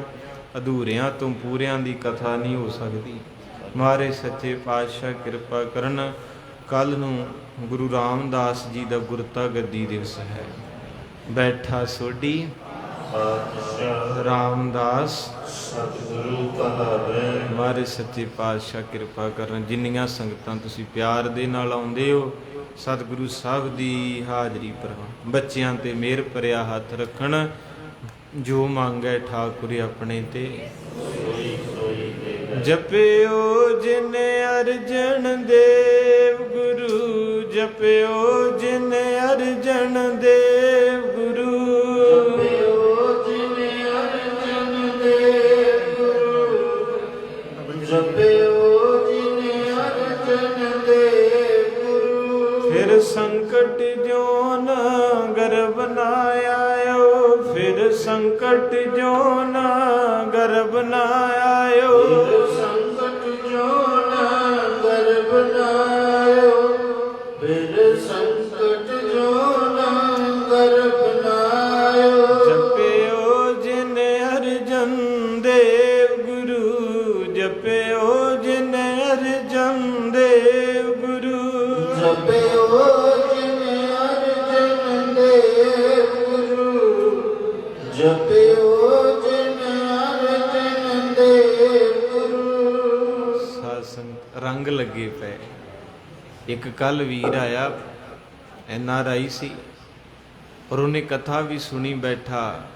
ਕਹਿੰਦੇ ਜੀ ਇਹ ਧਰਤੀ ਤੇ ਰਸ ਕਿੰਨਾ ਹੈ, ਇਹ ਰੋਜ਼ ਕਹਿੰਦੇ ਸਾਰੀ ਸੰਗਤ ਰੋਜ਼ ਪੱਕੀ ਆਉਂਦੀ ਹੈ। ਤੇ ਫਿਰ ਉਹ ਬੈਠਾ ਜਲ ਪਾਣੀ ਛਕਿਆ। ਜਦੋਂ ਉਹਨੂੰ ਪਤਾ ਲੱਗਾ ਨਾ ਵੀ ਇਸ ਧਰਤੀ ਤੇ 8 ਗੁਰੂ ਸਾਹਿਬ, 72 ਬ੍ਰਹਮ ਗਿਆਨੀ ਤੇ 4 ਮੰਜੀਆਂ, ਅੱਖਾਂ 'ਚ ਪਾਣੀ ਆ ਗਿਆ। ਤੇ ਉਦੋਂ ਵੀ ਵੱਡੀ ਕਿਰਪਾ ਏ, ਪਰਮ ਪੂਜਨੀਕ ਆਤਮਾ ਧੰਨ ਬਾਬਾ ਜੱਗਾ ਸਿੰਘ ਜੀ ਕਾਰ ਸੇਵਾ, ਇਸ ਮਹਾਂਪੁਰਖ ਦੇ ਰੋਜ਼ ਚਰਨ ਇੱਥੇ ਜ਼ਰੂਰ ਪੈਂਦੇ ਆ। ਬਾਕੀ ਸਥਾਨਾਂ ਤੇ ਵੀ ਕਥਾ ਹੁੰਦੀ ਹੈ, ਪਰ ਮੈਂ ਵੱਧ ਨਹੀਂ ਕਿਸੇ ਦਾ ਪਿਆਰ ਖੋਲ੍ਹਣਾ, ਕਿਉਂਕਿ ਇਸ ਮਹਾਂਪੁਰਖ ਨੇ ਬਚਪਨ ਤੋਂ ਲੈ ਕੇ ਇਸ ਸਥਾਨ ਦੇ ਨਾਲ ਇੰਨਾ ਪਿਆਰ ਰੱਖਿਆ। ਮਹਾਂਪੁਰਖਾਂ ਦਾ ਡਰਾਈਵਰ, ਉਹਨੇ ਬਚਨ ਕੀਤਾ ਕਿ ਮਹਾਂਪੁਰਖ ਭਾਵੇਂ ਫਿਰੋਜ਼ਪੁਰ ਹੋਣ, ਭਾਵੇਂ ਲੁਧਿਆਣੇ ਜਾਣ, ਪਟਿਆਲੇ, ਕਹਿੰਦੇ ਪ੍ਰਸ਼ਾਦਾ ਬੌਲੀ ਸਾਹਿਬ ਛਕੋ। ਇਸ ਧਰਤੀ ਨੂੰ ਇੰਨਾ ਪਿਆਰ। ਤੇ ਰੋਜ਼ ਜਦੋਂ ਕਥਾ ਸੰਪੂਰਨ ਹੁੰਦੀ ਬਾਬਾ ਜੀ ਨੇ ਆਉਣਾ, ਕੋਈ 5 ਰੁਪਈਏ ਦੇਵੇ, ਕੋਈ 10 ਦੇਵੇ। ਮਹਾਂਪੁਰਖ ਅਮੀਰ ਹੁੰਦੇ, ਗਰੀਬ ਥੋੜ੍ਹਾ। ਪਰ ਜਦੋਂ ਰੋਜ਼ ਸਾਧੂ ਦੇ ਚਰਨ ਪੈਣ ਤੇ ਸਾਧੂ ਦਰਸ਼ਨ ਦੇਵੇ ਤੇ ਰੱਬ ਆਪ ਹੀ ਸਾਧੂ 'ਚ ਹੈ। ਕਿਉਂਕਿ ਗੁਰੂ ਅਰਜਨ ਦੇਵ ਕਹਿੰਦੇ ਰੱਬ ਵੇਖਿਆ ਕਿ ਗੁਰਦੁਆਰੇ, ਮੰਦਰ, ਮਸੀਤਾਂ 'ਚ ਭੀੜਾਂ ਲੱਗੀਆਂ ਤੇ ਰੱਬ ਕਿੱਥੇ ਆਏ? ਕਹਿੰਦੇ ਪ੍ਰਭ ਜੀ ਵਸੈ ਸਾਧ ਕੀ, ਰੱਬ ਸਾਧੂ ਦੀ ਜ਼ੁਬਾਨ ਤੇ ਹੈ। ਤੋ ਮਹਾਂਪੁਰਖਾਂ ਵੱਲੋਂ ਸੱਦਾ ਪੱਤਰ ਹੈ, ਐਤਵਾਰ ਨੂੰ ਪ੍ਰਕਾਸ਼ ਸਥਾਨ ਭਾਈ ਲਾਲੂ ਜੀ ਵਿਖੇ ਜੋ ਟੈਂਕੀ ਬਣ ਰਹੀ ਹੈ, ਜੋੜਾ ਘਰ ਬਣ ਰਿਹਾ, ਉਹਦਾ ਲੈਂਟਰ ਹੈ। ਤੇ ਸਾਰਿਆਂ ਨੇ ਵੱਧ ਚੜ ਕੇ, ਜਿੰਨੇ ਵੀ 10-20 ਬੱਠਲ ਸੁੱਟਣ ਜੋਗੇ, ਜ਼ਰੂਰ ਸੇਵਾ ਕਰਨੀ ਹੈ। ਸਤਿਗੁਰੂ ਮਹਾਰਾਜ ਸੱਚੇ ਪਾਤਸ਼ਾਹ ਕਿਰਪਾ ਕਰਨ। ਮਹਾਂਪੁਰਖਾਂ ਦਾ ਦਿੱਤਾ ਬਚਨ, ਕਿਉਂਕਿ ਸਾਧੂਆਂ ਦਾ ਆਪਣਾ ਕੁਛ ਨਹੀਂ। ਅਸੀਂ ਵੇਖੋ ਰੋਜ਼ ਕੱਪੜੇ ਚੇਂਜ ਕਰਦੇ ਕਿੰਨਾ ਕੁਝ, ਪਰ ਉਹ ਫਕੀਰੀ ਦੇ ਮਾਲਕ ਨੇ। ਨਾ ਉਹਨਾਂ ਦਾ ਬੱਚਾ, ਨਾ ਘਰ ਵਾਲੀ, ਨਾ ਕੋਈ ਲਾਲਚ ਹੈ। ਇੱਕ ਚੋਲੇ ਨੂੰ ਪਤਾ ਨਹੀਂ ਕਿੰਨੇ ਸਾਲ ਹੋ ਜਾਂਦੇ। ਤੇ ਮੈਂ ਬੈਠਾ ਵੀ ਸੋਚ ਰਿਹਾ ਵੀ ਕਈ ਵਾਰੀ ਸੰਗਤ ਕਹਿੰਦੀ ਹੈ ਵੀ ਇੱਦਾਂ ਉੱਦਾਂ ਮਾਇਆ ਸੰਗਤ, ਪਰ ਇਸ ਮਹਾਂਪੁਰਖ ਨੂੰ ਮਾੜਾ ਨਾ ਕਹਿਣਾ, ਕਿਉਂਕਿ ਉਹਨਾਂ ਕਦੇ ਵੀ ਘਰ ਵਾਸਤੇ ਨਹੀਂ ਕੁਝ, ਤੁਹਾਡਾ ਤੁਹਾਨੂੰ ਹੀ ਦੇ ਜਾਂਦੇ। ਜੇ ਤੁਸੀਂ 10 ਦਿੰਦੇ ਆ ਤੇ 1000 ਲਾ ਜਾਂਦੇ ਆ। ਤੇ ਇਸ ਕਰਕੇ ਉਹਨਾਂ ਦਾ ਬਚਨ ਆਇਆ। ਬਾਬਾ ਜੀ ਉਹਨਾਂ ਨੇ ਬੇਨਤੀ ਕੀਤੀ, ਐਤਵਾਰ ਨੂੰ ਲੈਂਟਰ ਦੀ ਸੇਵਾ ਹੋਣੀ ਹੈ। ਸਾਰੀ ਸੰਗਤ ਹਾਜ਼ਰੀ ਭਰਿਓ ਜੀ। ਕੱਲ੍ਹ ਨੂੰ ਗੁਰੂ ਰਾਮਦਾਸ ਜੀ ਦਾ ਗੁਰਤਾ ਗੱਦੀ ਦਿਵਸ ਹੈ। ਵਾਹਿਗੁਰੂ ਜੀ ਕਾ